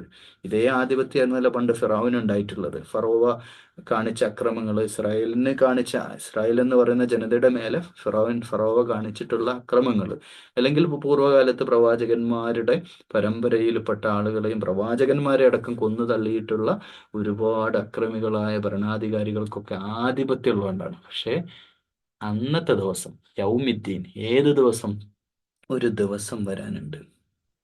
ഈ ഭൂമിയിൽ അക്രമം കാണിക്കുന്ന സകലരും, അത് കൊച്ചു കൊച്ചു അക്രമങ്ങളാവട്ടെ, കുടുംബത്തിൽ കാണിക്കുന്ന, പക്ഷേ നാട്ടിലൊക്കെ ഇപ്പോൾ ഈ പറമ്പൂരിക്കണ സമയത്തൊക്കെ ചില മക്കൾ തമ്മിലുള്ള കശപിശകളൊക്കെ ഉണ്ടാവില്ല, അല്ലെ? അയൽവാസികൾ തമ്മിൽ അതിരുകല്ല് മാറ്റി വെക്കൽ, അല്ലെങ്കിൽ ജോലി ചെയ്യുന്നിടത്ത് പാർട്ട്നേഴ്സിൻ്റെ പൈസ അങ്ങോട്ടും ഇങ്ങോട്ടും എല്ലാം തട്ടിയെടുക്കൽ, അങ്ങനെ അങ്ങനെ അങ്ങനെ അങ്ങനെ പല രീതിയിലുള്ള അക്രമം കാണിക്കുന്നവരൊക്കെ വിചാരിക്കലേ ഇതൊന്നും ആരും കാണൂല എന്നാണ്. പക്ഷെ ഒരു ദിവസം വരാണ്ട്, എല്ലാവരോടും പറയാനുള്ളത് ഒരു ദിവസം വരാണ്ട്. എ ഡേ, യൗം, യൗമിദ്ദീൻ. ഈ ദീൻ എന്ന് പറഞ്ഞ വാക്കിന് ഇവിടെ പ്രതിഫലം എന്നാണ് അർത്ഥം വരുന്നത്. ശരിക്ക് ഈ പ്രതിഫലം എന്ന് പറഞ്ഞാൽ രണ്ടിനുമുള്ള പ്രതിഫലമാണ്. നല്ലവർക്ക് നല്ലതും കിട്ടും, ചീത്ത ചെയ്തവർ. നമ്മളിപ്പോൾ ഈ ജയിൽ എന്ന് പറഞ്ഞാൽ, നമ്മുടെ ജയിൽ ഉണ്ടല്ലോ, പ്രിസൺ, നമ്മൾ തെറ്റ് ചെയ്തവരെ പിടിച്ചിടുന്ന സ്ഥലം, പോലീസുകാർ കൊണ്ടുപോയിട്ട് ജയിലിൽ അടക്കാന്ന് പറഞ്ഞാൽ അവിടെ പണിഷ്മെന്റ് ആണല്ലോ. പക്ഷേ അള്ളാഹിനെ സംബന്ധിച്ചിടത്തോളം നല്ല രണ്ടുമാണ് അവിടെ കിട്ടുക. അപ്പോൾ പണിഷ്മെന്റ് അക്രമികളായ ആളുകൾക്ക്, വാലിമീങ്ങളായ ആളുകൾക്ക്, അക്രമം കാണിച്ചവർക്ക് അവർക്കുള്ളതും, നന്മ ചെയ്തവർക്ക് അവർക്കുള്ളതും കിട്ടുന്ന സ്ഥലമാണ് ഈ യൗമിദ്ദീൻ. അപ്പൊ യൗമിദ്ദീനിൽ പ്രവാചകന്മാർക്ക് പോലും, നമ്മൾ പ്രത്യേകം ശ്രദ്ധിക്കേണ്ട ഒരു കാര്യമുണ്ട്, പ്രവാചകന്മാർക്ക് പോലും ഒന്നും ചെയ്യാൻ കഴിയില്ല. അപ്പൊ ചിലരൊക്കെ പറയും മുഹമ്മദ് നബി സല്ലല്ലാഹു അലൈഹി വസല്ലമക്ക് നമുക്ക് വേണ്ടി എന്തെങ്കിലും ദുആ ചെയ്യാനൊക്കെ പറ്റിയേക്കാം, പക്ഷെ ഒന്നും ചെയ്യാൻ കഴിയില്ല. അവിടെ ഒന്നും ചെയ്യാൻ കഴിയില്ല എന്ന് മാത്രമല്ല, അവിടെ അങ്ങനെ ഒന്നും ഇല്ല പരിപാടി. അതാണ് ഇവിടെ പറഞ്ഞത്.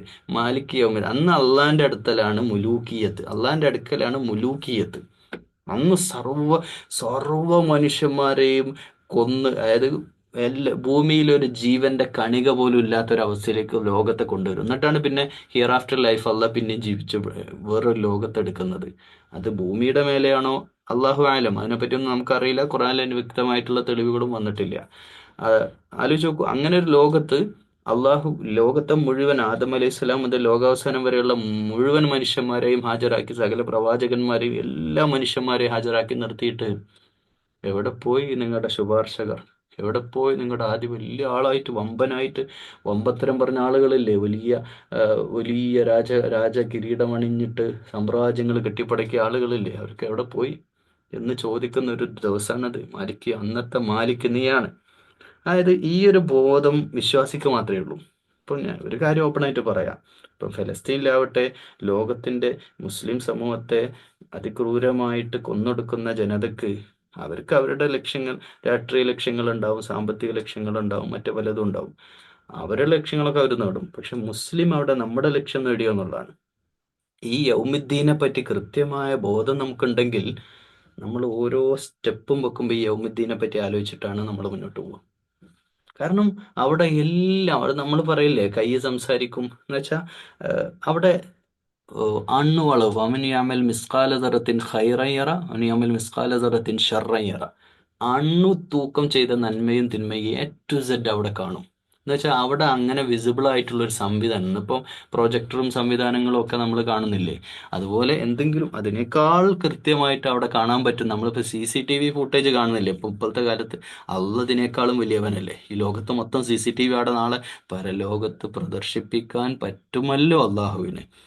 അപ്പോൾ അതുകൊണ്ട് ആ ഒരു മുലൂക്കിയത് ഇപ്പം ഷഫായത്തൊന്നും അവിടെ ആർക്കും ഒരു യാതൊരു സ്വാധീനം ഉണ്ടാവില്ല. ഒരു ഷഫായത്തും അവിടെ ഇല്ല. അവിടെ അവനവൻ ചെയ്തത് അവിടെ ഉണ്ടാവും. അതാണ് പരലോകം, മാലിക് യൗമിദ്ദീൻ, ആ ദിവസത്തിന്റെ പ്രത്യേകത. ഫാത്തിമ റളിയല്ലാഹു തആല അൻഹ നബിയുടെ മോളാണ്, നബിക്ക് ഏറ്റവും ഇഷ്ടപ്പെട്ട മോൾ. മോളോട് പറയാ, ഫാത്തിമത്ത് ബിൽവാത്തും മിൻ, എൻ്റെ ശരീരത്തിന്റെ ചക്കരയാണ്, കഷ്ണാണെന്ന് ഒരു ഒരു ഹദീസിൽ റിവായത്തിൽ അങ്ങനെ പറഞ്ഞു. റസൂലുള്ളാഹിക്ക് അത്ര ഇഷ്ടമായിരുന്നു. എപ്പോഴും ഒരുമിച്ചുണ്ടാവുന്ന ഫാത്തിമയോട് പറയാ, ഫാത്തിമ എൻ്റെ കാര്യം നീ നോക്കിക്കോട്ടോ പരലോകത്ത് എന്ന് സ്വന്തം മോളോട് വരെ പറഞ്ഞിട്ടുണ്ടെങ്കിൽ, പിന്നെ നമ്മൾ അതിൻ്റെ മേലെ ചില ആളുകളൊക്കെ പറയുന്ന ഈ നമ്മളിപ്പോൾ ആരും പറയണ്ട, ഞാനടക്കമുള്ള ഉസ്താദുമാർ എന്ന് പറയുന്ന കാറ്റഗറി, അല്ലെങ്കിൽ ആളുകളെ ഉപദേശിക്കാൻ പോകുന്ന ആളുകൾ സംസാരിച്ച് കാട് കയറിയിട്ട് ആളുകൾക്ക് മഹത്വം പറഞ്ഞ് കാട് കയറിയിട്ട് നാളെ ഷഫായത്തൊക്കെ കിട്ടുമെന്നൊക്കെ അത് പറയാണ്. വിവരക്കേടും അങ്ങനെയുള്ള പണ്ഡിതന്മാരുണ്ട്, എല്ലാ കാലത്തും ഉണ്ടാവും. പക്ഷെ അതിലൊന്നും നമ്മൾ വീഴരുത്. ഖുർആൻ നമ്മുടെ മുമ്പിലുണ്ടെങ്കിൽ ദീന് വിടൂല. അതുകൊണ്ടാണ് ഈ തഫ്സീർ എന്ന സെഷൻ തന്നെ ഞാൻ ഇവിടെ തുടങ്ങുന്നത്. ഞാൻ തുടങ്ങിയല്ല കേട്ടോ, നബി സല്ലല്ലാഹു അലൈഹി വസല്ലമയുടെ കാലഘട്ടത്തിന് ശേഷമുള്ള ലോകത്തുള്ള ഒരുപാട് ആലിമീങ്ങൾ, ഇത് പണ്ഡിതന്മാർ ചെയ്തതിൻ്റെ പരമ്പരയിൽ ഞാൻ ചെറിയൊരു കണ്ണി, അതിനകത്തുള്ള വിവരമൊന്നുമില്ല, എനിക്കുള്ള ഇൽമ് ഞാൻ നിങ്ങൾക്ക് പറഞ്ഞു തരുന്നെന്ന് മാത്രമേ ഉള്ളൂ. അപ്പം ഈ ഒരു ദിവസത്തെ ഭയപ്പെട്ട് ജീവിക്കുക എന്ന് മാത്രമാണ്. അവിടേക്ക് ആർക്കും ഷഫായത്തില്ല, നബി ഇല്ല, ആർക്കും ഷഫായത്തില്ല. ഷഫായത്തിന് ഉണ്ടെങ്കിൽ തന്നെ അത് ഖുർആനാണ്. അത് അങ്ങനെയാണ് പിന്നെയും പറയാൻ പറ്റുക. ഖുർആൻ എന്ന് പറഞ്ഞാൽ ഖുർആൻ അനുസരിച്ച് ജീവിച്ച ആ അമലുണ്ട്, അതുമായിട്ട് ഷഫായത്ത്, അത് ഷഫായത്ത് എന്നല്ല, അത് നമുക്ക് അതുമായിട്ട് അങ്ങ് കയറാം സ്വർഗത്തിലേക്ക്. അമല് നോക്കിയിട്ട് കയ്യിലുണ്ടോ, കനമുള്ളതുണ്ടോ, എന്ത് കനമുള്ളത്, കനമുള്ള അമല് ചെയ്തിട്ടുണ്ടോ, നാട്ടുകാരെ കാണിക്കാനല്ല, സുഹൃത്തുക്കളെ കാണിക്കാനല്ല, വേറെ ആരെയും ബോധ്യപ്പെടുത്താനല്ല, ആത്മാർത്ഥമായിട്ട് അള്ളാഹുവിൻ്റെ വജഹ് ഉദ്ദേശിച്ചത് അമലുണ്ടോ, കയറിപ്പോവാം. അല്ലാത്തടത്തോളം നമ്മൾ പരാജയമാണ്, നമുക്ക് വലിയ പരാജയം വരാൻ പോട്ടെ. അതുകൊണ്ടാണ് ഈ മാലിക് യൗമിദ്ദീൻ എന്ന് പറയുമ്പോൾ ഹൃദയം ഒന്ന് പടക്കണം. ഫാത്തിഹ ഓതി നിസ്കരിക്കാൻ അള്ളാഹിൻ്റെ മുമ്പിൽ കൈ കെട്ടിയിട്ട്, തെറ്റ് നമ്മൾ ചെയ്തില്ലേ, തെറ്റ് ചെയ്യാത്തവരാരുണ്ട് എന്നല്ല, നമ്മൾ ചെയ്യുന്ന തെറ്റുകളും രഹസ്യമായിട്ട് ചെയ്യുന്നതും ആരും അറിയാതെ നമ്മുടെ മനോമുകുരങ്ങളിൽ ഒതുക്കി വെച്ച തെറ്റുകളില്ലേ, ഒരാൾക്കും അറിയാത്ത, ഭാര്യ അറിയാത്ത അല്ലെ, അങ്ങനെയുള്ള തെറ്റുകൾ ഭർത്താക്കന്മാരെ ഭാഗത്തുണ്ട്. ഭാര്യ ചെയ്ത് ഭർത്താവിനോട് പറയാത്ത എത്ര കാര്യങ്ങളുണ്ട്, എത്ര രഹസ്യങ്ങൾ ആരും അറിയാതെ നമ്മൾ മാറ്റി വെച്ചതുണ്ട്. ഇതൊക്കെ നാളെ പുറത്തു വരുന്ന ദിവസമല്ലേ. ആ ദിവസത്തെ പറ്റി പറയുമ്പോൾ ഹൃദയം ഒന്ന് പടക്കണം, ഒന്ന് ചിന്തിക്കണം. മാലിക് യൗമിദ്ദീൻ എന്ന് പറയുമ്പോൾ, എന്നിട്ട് അടുത്ത ആയത്തിലേക്ക്, അതും അതിൻ്റെ കണക്ഷനാണ് കേട്ടോ. ഈ അൽഹംദു പറഞ്ഞില്ലേ നമ്മൾ, ഇതാണ് ഈ ഫാത്തിഹയുടെ സാരം കേട്ടോ. ഹംദ്, അള്ളാഹുവിന് എനിക്ക് നന്ദി കേട്ടോ. ആ നന്ദിയുടെ ഡിഫൈൻ ചെയ്യാണ്, നീ സർവ്വലോകങ്ങളെയും ഇടയും റബ്ബായിട്ടുള്ള റഹ്മാനും റഹീമുമായിട്ടുള്ള മുലൂക്കിയത്ത്, സർവാധിപതിയായ പ്രതിഫല ദിവസത്തിൻ്റെ, ആ ദിവസത്തിൻ്റെ സർവാധിപതിയായ റഹ്മാനുമായ സകല ലോകങ്ങളുടെയും റബ്ബായ അള്ളാഹുവേ സ്തുതി, സ്തുതി എല്ലാം നിനക്ക് നന്ദി. Thank you for everything, thanks അല്ലാ. എന്നിട്ടൊരു കാര്യം പറയാം, ഈ ആക്കനാബുദു, ഞങ്ങൾ നിന്നോട് മാത്രം ഇബാദത്ത്. ഈ ഇബാദത്ത് എന്നുള്ള വാക്ക്, ഇത് ചില ആലിമീങ്ങളൊക്കെ പലപ്പോഴും തെറ്റായ രീതിയിൽ അതിനെ കാണുന്നത്. ഇബാദത്ത് എന്ന് പറഞ്ഞാൽ നമ്മൾ ഉറങ്ങുന്നത് ഇബാദത്താണ്, വെള്ളം കുടിക്കുന്ന ഇബാദത്താണ്, നടക്കുന്നത് ഇബാദത്താണ്, ഇപ്പം നിങ്ങൾ ഈ ക്ലാസ് കേൾക്കുന്നതും ഞാൻ ക്ലാസ്സിൽ സംസാരിക്കുന്നതും ഇബാദത്താണ്. അതെങ്ങനെ ഇബാദത്താവുക? അള്ളാഹിലേക്ക് നിയ്യത്ത് വെച്ചാൽ മതി. ഏതൊരു നല്ല കാര്യവും അള്ളാഹുവിലെ ഇബാദത്താണ്.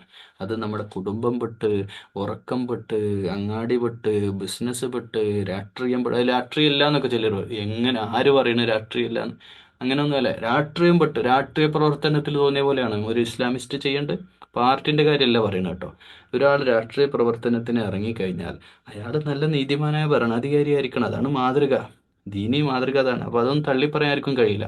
എല്ലാതും പെട്ട് ഇതിൽ കുറേ പിന്നെ അടിസ്ഥാനരഹിതമായ വാദങ്ങൾ പലപ്പോഴും അതൊക്കെ ചില സംഘടനാ താല്പര്യം കൂടി അതിൽ വന്നുകൊണ്ടാണ്. അതുകൊണ്ടാണ് ഈ അബാദത്ത് എന്ന് പറയുന്നതോടുകൂടി നമ്മൾ നമുക്ക് നമ്മൾ മഅബൂദ് അള്ളാഹു അല്ലാതെ വേറെ ആരുമില്ല. അള്ള മാത്രമാണ് മഅബൂദ്. നമ്മൾ അബ്ദാണ്. അബ്ദ് എന്നുള്ള ശരിക്കും വാക്കിന് അടിമ എന്നർത്ഥം. എന്താ അടിമ എന്ന് പറഞ്ഞപ്പോൾ കാലത്തൊന്നും അടിമല്ല. പക്ഷെ അടിമല്ല എന്ന് പറയുള്ളൂ, ചിലർക്ക് അടിമയായിട്ടാണ് ജീവിക്കുന്നത്. പക്ഷെ അടിമ എന്ന് പറഞ്ഞാൽ എന്താ? പണ്ടത്തെ അടിമ സമ്പ്രദായം എടുക്കുക. നമ്മൾ ഒരു മാർക്കറ്റിൽ അങ്ങാടിയിൽ കൊണ്ടുപോയി ഒരാളെ വിൽക്കും. ഒരാൾ വന്നിട്ട് ആ ആളെ എനിക്ക് വേണം. എന്താ അവൻ്റെ പേര്? ആ പേര് ഇടുതാ പൈസ 10,000 റുപ്യ, ഒരു ഉദാഹരണമായിട്ട് പറയാം. ആളെ വാങ്ങിക്കഴിഞ്ഞാൽ അയാൾ പിന്നെ എൻ്റെ അടിമയാണ്. അയാൾ പിന്നെ എൻ്റെ കൂടെ എൻ്റെ അന്നത്തെ കാലമാണെങ്കിൽ ഒട്ടകപ്പുറത്ത് നിന്നാണ്. ഇപ്പോൾ ഇന്നത്തെ കാര്യം വെച്ചിട്ട് പറയാം. നമ്മൾ ഇന്ന് കാറിൽ കയറ്റിയിട്ട് അയാളെ കൊണ്ടുപോയി വീട്ടിലെത്തി. വീട്ടിലെ സകല പണി എടുപ്പിക്കുകയാണ്. ഗാർഡനിൽ പണി എടുപ്പിക്കുന്നത്, അവിടെ പണിയെടുക്കും, ഇവിടെ പണിയെടുക്കും, എല്ലാ പണികളും അയാളെ കൊണ്ട് ചെയ്യിപ്പിക്കണം. അയാൾക്ക് എന്തേ നക്കാപ്പിച്ച് തിന്നാൻ കൊടുക്കണം. നമ്മൾ പറയണതാണ് പിന്നെ അയാൾ ചെയ്യേണ്ടി. അയാൾക്ക് അയാളുടേതായ ചിന്താ സ്വാതന്ത്ര്യം പോലും ഇല്ല. മനസ്സിലായില്ലേ? ഇതാണ് ഒരു അബ്ദ് എന്ന് പറഞ്ഞാൽ. ഒരു മനുഷ്യന്റെ കാര്യം പറയുകയാണെങ്കിൽ ഇതിനേക്കാളും 10 മടങ്ങ് നമ്മൾ അള്ളാഹുവിൻ്റെ അടിമയാണ്. അപ്പൊ പിന്നെ നമ്മളുടെ കാര്യങ്ങൾക്ക് പ്രസക്തി ഇല്ല. നമ്മുടെ ചിന്തകൾക്ക് നമ്മൾക്ക് തോന്നിയ പോലെ ജീവിക്കാൻ പറ്റില്ല.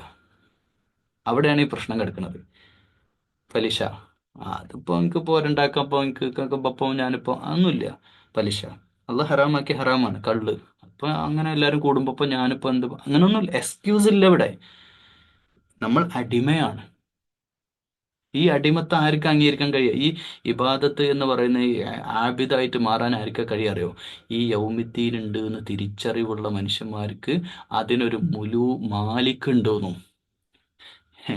എൻ്റെ ഈ ശരീരത്തിൻ്റെ ഒരു മാലിക്കുണ്ട്. എൻ്റെ ശരീരത്തിന് തോന്നിയ പോലെ തിന്നാൻ കൊടുക്കാൻ പറ്റൂല. എൻ്റെ ശരീരം തോന്നിയ പോലെ ആ ശരീരത്തിൻ്റെ വികാരങ്ങൾക്കും വിചാരങ്ങൾക്കും അല്ലെങ്കിൽ അതിൻ്റെ ക്രോധങ്ങൾക്കും ദേഷ്യത്തിനൊന്നും ശരീരത്തിന് വിട്ടുകൊടുക്കാൻ പറ്റില്ല. ഇതിനൊരു മാലിക്കുണ്ട് എന്ന ഉത്തമ ബോധ്യം റഹ്മാനും റഹീമുമായിട്ടുള്ള റബ്ബുൽ ആലമീൻ്റെ ശരീരമാണ്. എൻ്റെ മക്കൾ എൻ്റെ മക്കളല്ല, അള്ളാഹ് എന്നെ ഏൽപ്പിച്ച അമാനത്താണ്.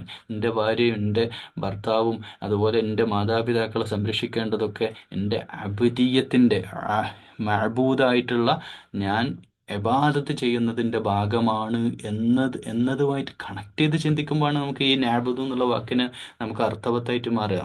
ഞാൻ ഒന്നുകൂടി പറയാം, ഇത് എത്ര പേർക്ക് ഉൾക്കൊള്ളാൻ സാധിക്കുന്നുണ്ട് എന്നറിയില്ല.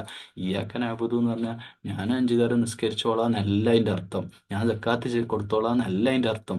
ഞാൻ ഉംറ ചെയ്തോളാം, ഹജ്ജ് ചെയ്തോളാം എന്നല്ല. ഏതെങ്കിലും ആരാധന അനുഷ്ഠാനങ്ങൾ മാത്രമല്ല പറയണത്.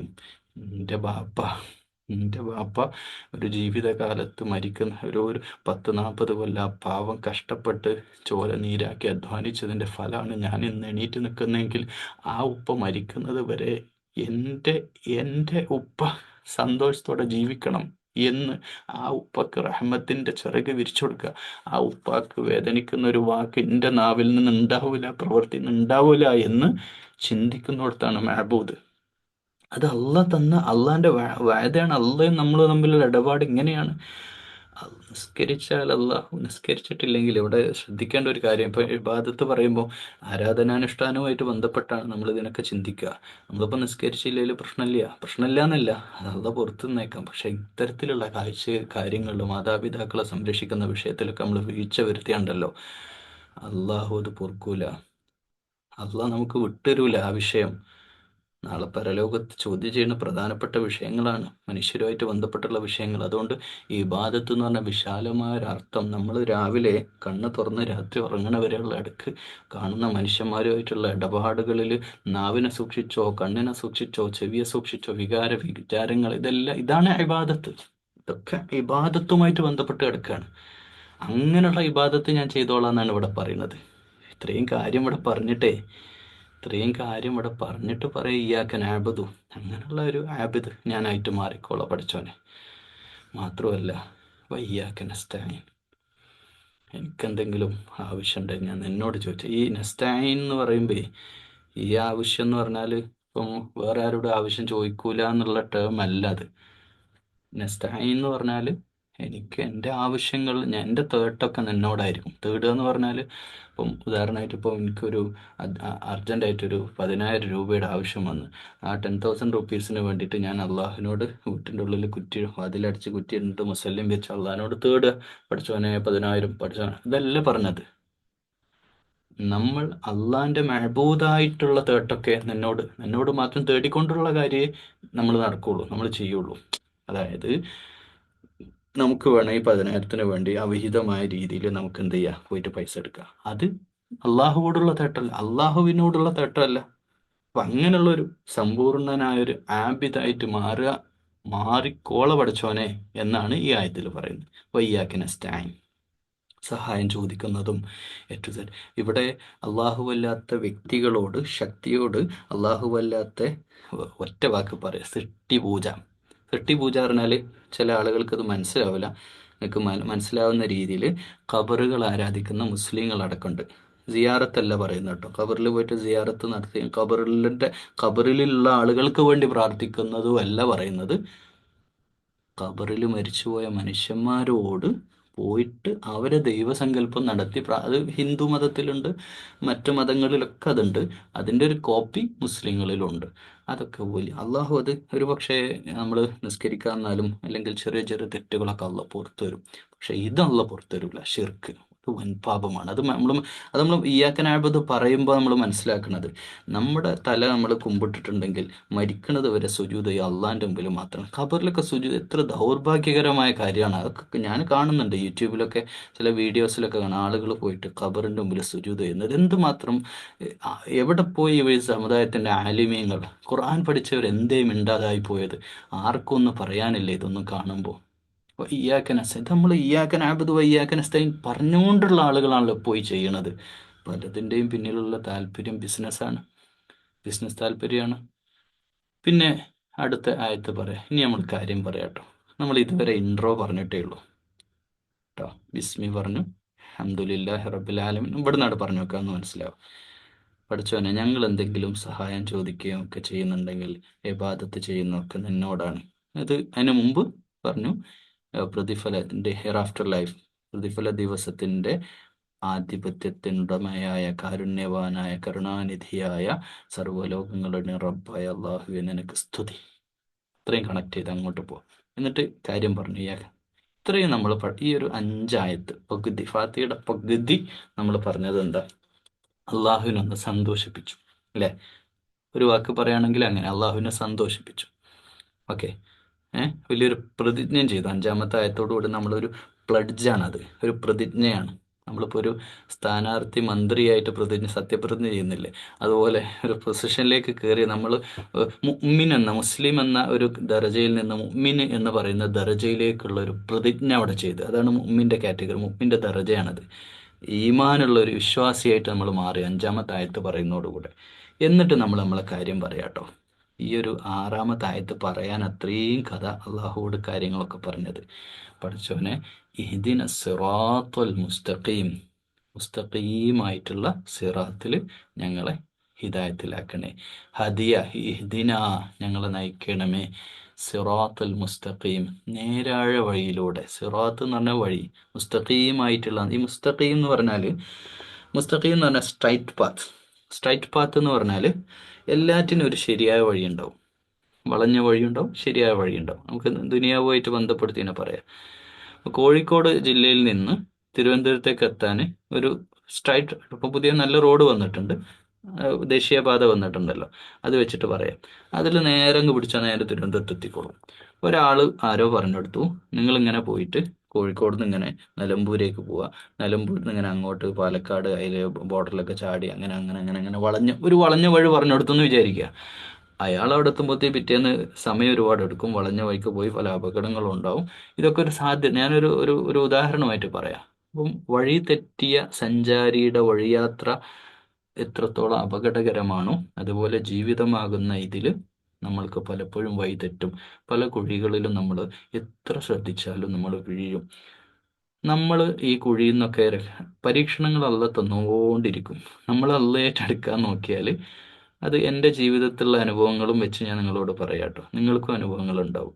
നമ്മൾ അള്ളാഹിലേക്ക് അടുക്കുകയും ശരിയായ വഴിക്ക് ജീവിക്കാൻ തീരുമാനിക്കുകയും ചെയ്ത 1-ാം തീയതി മുതൽ അള്ളാഹു നമുക്ക് പണി തന്നിരിക്കും. നിങ്ങൾ എഴുതി വെച്ചോ. അത് പല വഴിയാകാം. ഭാര്യ എന്നാവാം, മക്കൾ എന്നാവാം, കുടുംബത്തിൽ നിന്നാവാം, അയൽവാസികളാവാം, ജോലി സ്ഥലത്ത് നിന്ന്, ഇനി ഒന്നും അല്ലാത്ത സ്ഥലങ്ങളിൽ നിന്നാവാം നമുക്ക് പണി തന്നിരിക്കും. പണി എന്ന് പറഞ്ഞാൽ ഞാൻ പരീക്ഷണം കേട്ടോ പറയുന്നത്. എന്തെങ്കിലുമൊക്കെ പരീക്ഷണങ്ങൾ ഇങ്ങനെ വന്നുകൊണ്ടേയിരിക്കും. പരീക്ഷണങ്ങളുടെ കാലം എന്നെ സംബന്ധിച്ചിടത്തോളം ഒരു 10 വർഷം, ഈ കഴിഞ്ഞ 10 വർഷം എടുക്കുകയാണെങ്കിൽ ഏഹ്, താങ്ങാവുന്നതിലപ്പുറം അമ്മ അങ്ങനെയൊന്നും പറയാൻ പാടില്ല, പക്ഷെ ഞങ്ങളോട് ഷെയർ ചെയ്യണം, മാനസികമായിട്ട് ഇത് പറയുമ്പോൾ പറഞ്ഞു പോവാണ്. താങ്ങാവുന്നതിലപ്പുറമുള്ള പരീക്ഷണങ്ങളുടെ മേലെ പിന്നെയും പിന്നെയും പരീക്ഷണങ്ങൾ കൊണ്ട് നിറഞ്ഞൊരു കാലമായിരുന്നു കഴിഞ്ഞൊരു 10 കൊല്ലം ഞാൻ എടുക്കുകയാണ്. ഇപ്പം അൽഹംദുലില്ലാ ഞങ്ങളോട് സംസാരിക്കുമ്പോൾ അൽഹംദുലില്ലാ ഒരുപാട് പിന്നെ സന്തോഷത്തിലും സമാധാനത്തിലും നിന്നുകൊണ്ടാണ്, സമാധാനമുള്ള ഒരു ജീവിതത്തിൽ നിന്നുകൊണ്ടാണ് നിങ്ങളോട് സംസാരിക്കുന്നത്. പക്ഷേ ഞാനീ പറയുന്നത് നിങ്ങളുടെ ഇനിയൊരു പക്ഷേ എനിക്കറിയില്ല അടുത്ത വർഷം നാളെ എന്താവുന്നോ, അല്ലെങ്കിൽ മരിക്കണതിന് മുമ്പൊക്കെ എന്തൊക്കെ പരീക്ഷണങ്ങൾ എൻ്റെ ജീവിതത്തിൽ വരുമെന്ന് എനിക്ക് ഗസ് ചെയ്യാൻ പോലും പറ്റില്ല. അള്ളാഹു ആലം. എന്നാലും നമുക്ക് പ്രാർത്ഥിക്കാം അല്ലേ? എന്താ പ്രാർത്ഥന? റബ്ബനാ ലാ തുആഖിദ്നാ ഇൻ നസീന അല്ലേ? നമ്മൾ പ്രാർത്ഥിക്കുന്നുണ്ട് അല്ലേ? അമന റസൂലു, നിങ്ങൾക്കറിയാം നമ്മൾ പ്രാർത്ഥിക്കുന്നുണ്ട് വഹിക്കാനാവാത്ത ഭാരങ്ങൾ തരല്ലേ എന്ന്.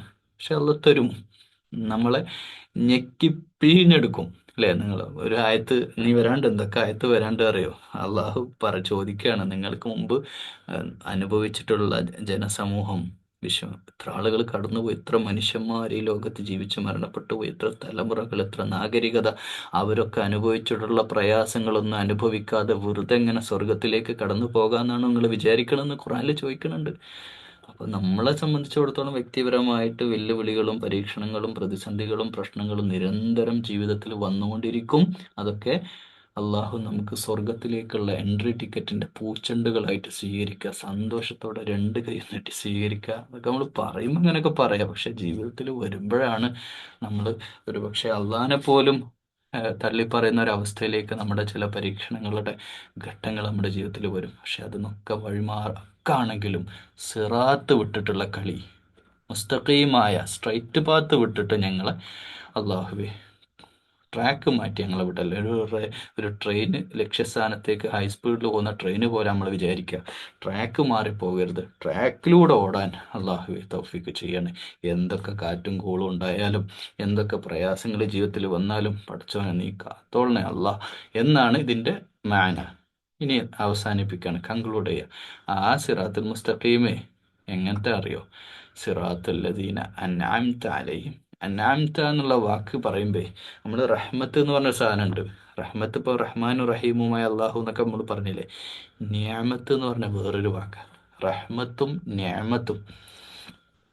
നിഅമത്ത് എന്ന് പറഞ്ഞാൽ അത് ഒരു പ്രത്യേക വിഭാഗത്തിന് അള്ളാഹു കൊടുത്തതാണ്. എല്ലാവർക്കും അള്ളാഹ് നിഅമത്ത് കൊടുക്കൂല. അള്ളാഹു എല്ലാവർക്കും റഹ്മത്ത് കൊടുക്കും. അള്ളാഹിൻ്റെ റഹ്മത്തുള്ളയിലാണ് നമ്മളൊക്കെ ജീവിക്കുന്നത്. അള്ളാഹിൻ്റെ റഹ്മത്തിലാണ് നമ്മളൊക്കെ ജീവിക്കുന്നത്, അള്ളാഹിൻ്റെ നിഅമത്തിലല്ല. അള്ളാഹ് നിഅമത്ത് ചെയ്തിട്ടുള്ള വിഭാഗമുണ്ട്. അംബിയ മുർസലുകൾ, നല്ല മനുഷ്യന്മാർ, നല്ല മനുഷ്യന്മാർ. ലുഖ്മാൻ അലൈഹിസ്സലാമിനെ പറ്റി, അലൈഹിസ്സലാം അങ്ങനെ തന്നെ അദ്ദേഹത്തെ പറ്റി, പ്രവാചകനല്ല എന്നാണ് ഞാനും പഠിച്ചിട്ടുള്ളത്. പക്ഷെ അദ്ദേഹത്തെ പോലെയുള്ള ഒരുപാട് നല്ല മനുഷ്യന്മാർ ജീവിച്ചിട്ടുണ്ട്. അവർക്കൊക്കെ അള്ളാഹു നിഅമത്ത് ഒരുപാട് കൊടുത്തു. നിഅമത്ത് എന്ന് പറഞ്ഞാൽ സമ്പത്തായിട്ട് എന്നെ കണക്കാക്കരുത് കേട്ടോ. സന്തോഷമുള്ള തൃപ്തിയുള്ള ഒരു ജീവിതത്തെ പറ്റിയാണ് നിഅമത്ത് എന്ന് പറഞ്ഞത്. അതൊരു പക്ഷേ വലിയ മണിമാളികയിൽ, വലിയ നല്ല സംവിധാനത്തിൽ, വലിയ ലക്ഷറി കാറുകളും AC സംവിധാനങ്ങളും ഒക്കെ ഉള്ള ഒരാൾക്ക് ഒരു പക്ഷെ അത് കിട്ടിയിട്ടുണ്ടാവില്ല. അതൊരു ചെറിയ ഗ്രാമപ്രദേശത്തെ ഒരു കൂരയിലിരിക്കുന്ന ഒരാൾക്ക് ഹാപ്പി ആയിട്ട് അയാൾ ജീവിക്കുന്നുണ്ട്. അതൊരു നിയമത്തല്ലേ, ആ നിയമത്തിലേക്ക്. പക്ഷെ ഇവിടെ ഉദ്ദേശിക്കുന്നത് സിറാത്തുല്ലദീന അൻഅംത അലൈഹിം. നീ നിയമത്ത് കൊടുത്ത അമ്പിയാക്കളില്ലേ, ആ പരമ്പരയല്ലേ. നിങ്ങൾ ആലോചിച്ച് നോക്കൂ, നമ്മുടെ നാടൻ ആലോചിച്ച് നോക്കൂ. നിങ്ങൾക്ക് അള്ളാഹ് വലിയ നിയമത്തല്ലേ ചെയ്തത്. നിങ്ങൾ ഈ ക്ലാസ് കേൾക്കണില്ലേ, നമ്മൾ ഫാത്തിഹയിൽ തുടങ്ങി ഇൻഷാ അല്ലാഹ് ഖുർആനും മുഴുവനും തീർക്കണം എന്നിൻ്റെ നിയത്താണ്. അള്ളാഹു എനിക്ക് അത് പറയാനും സംസാരിക്കാനും ഇതുപോലെ ഇത് റെക്കോർഡ് ചെയ്ത് നിങ്ങളിലെത്തിക്കാനുള്ള തൗഫീഖ് ചെയ്യട്ടെ എന്ന് ഞാൻ നിങ്ങളോട് ദുആ ചെയ്യാൻ പറയാണ്. നിങ്ങൾ എനിക്ക് വേണ്ടി ദുആ ചെയ്യണം. ഇതിൻ്റെ നിയത്ത് ഞാൻ ഇന്ന് തുടങ്ങുകയാണ്. 2025 ഞാനത് സ്റ്റാർട്ട് ചെയ്യണത്, തഫ്സീർ മുഴുവനും പറയണം എന്നുള്ളത്. ഇൻഷാ അല്ലാഹ് അറിവില്ലാത്ത ഖുർആൻ അങ്ങനെ ഒന്ന് പഠിക്കാൻ ജീവിതത്തിൽ, ഞാനത് വലിയ ആലിമായിട്ട് പറയല്ല, എൻ്റെ ജീവിതത്തിൽ എനിക്കങ്ങനെ മദ്രസയിലും കോളേജിലൊക്കെ ഒന്ന് പഠിച്ച് കുറച്ചെങ്കിലും ഒന്ന് അറിവ് നേടി വരാൻ സാധിച്ചു. അങ്ങനെയൊന്നും പറ്റാതെ ജീവിതത്തിൻ്റെ ബുദ്ധിമുട്ടുകളും പ്രാരാബ്ദങ്ങളുമായിട്ട് ജീവിച്ച ഒരുപാട് അള്ളാഹിൻ്റെ ആബിദീങ്ങളായ സാധുക്കളുണ്ട്. അവർക്കൊരു പക്ഷേ ഈ ഖുർആൻ പഠിച്ചിട്ടുള്ള എന്നെക്കാളും എൻ്റെ ഈ വാക്കുകൾ കേൾക്കുമ്പോൾ വജിലത്ത് ഖുലൂബുഹും സാദത്തുഹും ഈമാന, അവരുടെ വിശ്വാസം വർദ്ധിക്കുകയും അവരുടെ ഹൃദയങ്ങൾ പേടിക്കുകയും അവരറിയാതെ അവർ അള്ളാഹിൻ്റെ മുമ്പിൽ സുജൂദ് ചെയ്യുകയും എന്നെക്കാൾ നല്ല മനുഷ്യനായിട്ട് മാറാൻ അവർക്ക് സാധിക്കുകയും ചെയ്യും. അത് അള്ളാഹുവിൻ്റെ നിഅമത്ത് കിട്ടിയ ആളുകളാണ്. എന്നിട്ട് പറയാ ഗൈരിൽ മഗ്ദൂബി അലൈഹിം, നിന്റെ കോപത്തിന് വിധേയരായിട്ടുള്ള ആളുകൾ. നീ എല്ലാം കൊടുത്തിട്ട് അതിൽ ബനി ഇസ്രായേലിനെ പറ്റി നമ്മൾ ഇനി ബക്രയിൽ പഠിക്കാനുണ്ട്. ഏറ്റവും കൂടുതൽ സമ്പത്ത് കൊടുത്ത, ഏറ്റവും കൂടുതൽ സൗഭാഗ്യങ്ങൾ കൊടുത്ത, ഏറ്റവും ലോകത്ത് അത്രയേറെ അള്ളാഹു സ്നേഹിച്ച ഒരു ജനത വേറെ ഉണ്ടാവില്ല, ബനി ഇസ്രായേൽ. യാക്കൂബ് അലൈഹി സ്വലാമിൻ്റെ പരമ്പര, ഇബ്രാഹിം അലൈഹി സ്വലാമിൻ്റെ, ഇസ്ഹാഖ് നബിയിലൂടെ വന്ന ആ പരമ്പരയെ എത്രയോ പ്രവാചകന്മാരുടെ പുണ്യഭൂമിയല്ല ഇപ്പം നരക സമാനമാക്കി ഗസ മാറ്റിയ ആ കാപാലികരുടെ നാട്, ആ അക്രമികളായ ജനത, അതിലൊന്നും നമ്മൾ ഇപ്പം നമ്മളൊന്നും അൽഹംദുലില്ലാ പറഞ്ഞേ, നമ്മൾ അതിലൊന്നും ഉൾപ്പെടുത്തിയിട്ടില്ലല്ലോ. നമ്മളെ വിശ്വാസിയാക്കില്ലേ, ലാ ഇലാഹ ഇല്ലല്ലയുടെ ആളുകളാക്കി. ഒരു മുസ്ലിം കുടുംബത്തിൽ ജനിച്ചു വീഴാനും പറ്റിയില്ലോ നമുക്ക്, അൽഹംദുലില്ലാ. അതുകൊണ്ട് ഗൈറിൽ മഗ്ദൂബി അലൈഹിം വലദ്ദാലീൻ, വഴി പിഴച്ചു പോയ ആളുകൾ. ഈ വഴി പിഴച്ചവരെന്ന് പറയുമ്പോൾ ചില മുഫസ്സിരിങ്ങൾ പറയാ ക്രിസ്ത്യാനികളാണ്. ക്രിസ്ത്യാനികളൊന്നും അല്ല. നമ്മൾ ഈ കൗമിൻ്റെ ഉള്ളിൽ തന്നെ, മുസ്ലിം സമുദായത്തിൻ്റെ ഉള്ളിൽ ഞാനും എന്നെ ഫോക്കസ് ചെയ്യുക, നിങ്ങളെ ഫോക്കസ് ചെയ്യുക, എന്നിട്ട് ആലോചിച്ച് നോക്കുക, നമ്മൾ വഴിയിലാണോ ഉള്ളത്? നമ്മൾ വഴി തെറ്റി നടന്നിട്ടില്ലേ? അവിടെ ആലോചിച്ചാൽ മതി. അവിടെയാണ് ഇതിൻ്റെ മറുപടി. അങ്ങനെയുള്ള വഴി തെറ്റി മുസ്ലിമായി ജീവിക്കാൻ അവസരം ഉണ്ടായിട്ട് പോലും നിസ്കരിക്കാതെ നടക്കുന്നവർ, ദീനിയായി ഒരു താല്പര്യമില്ലാതെ ദുനിയാവിനെ കെട്ടിപ്പിടിച്ച് ഹവയിൽ ജീവിക്കുന്ന മനുഷ്യൻ, അവന് ഹവ എന്നാണ് അറബിയിൽ ഖുർആൻ പഠിച്ചിട്ടുള്ളൂ. ഓൻ്റെ തോന്നിയ പോലെ ജീവിക്കുക.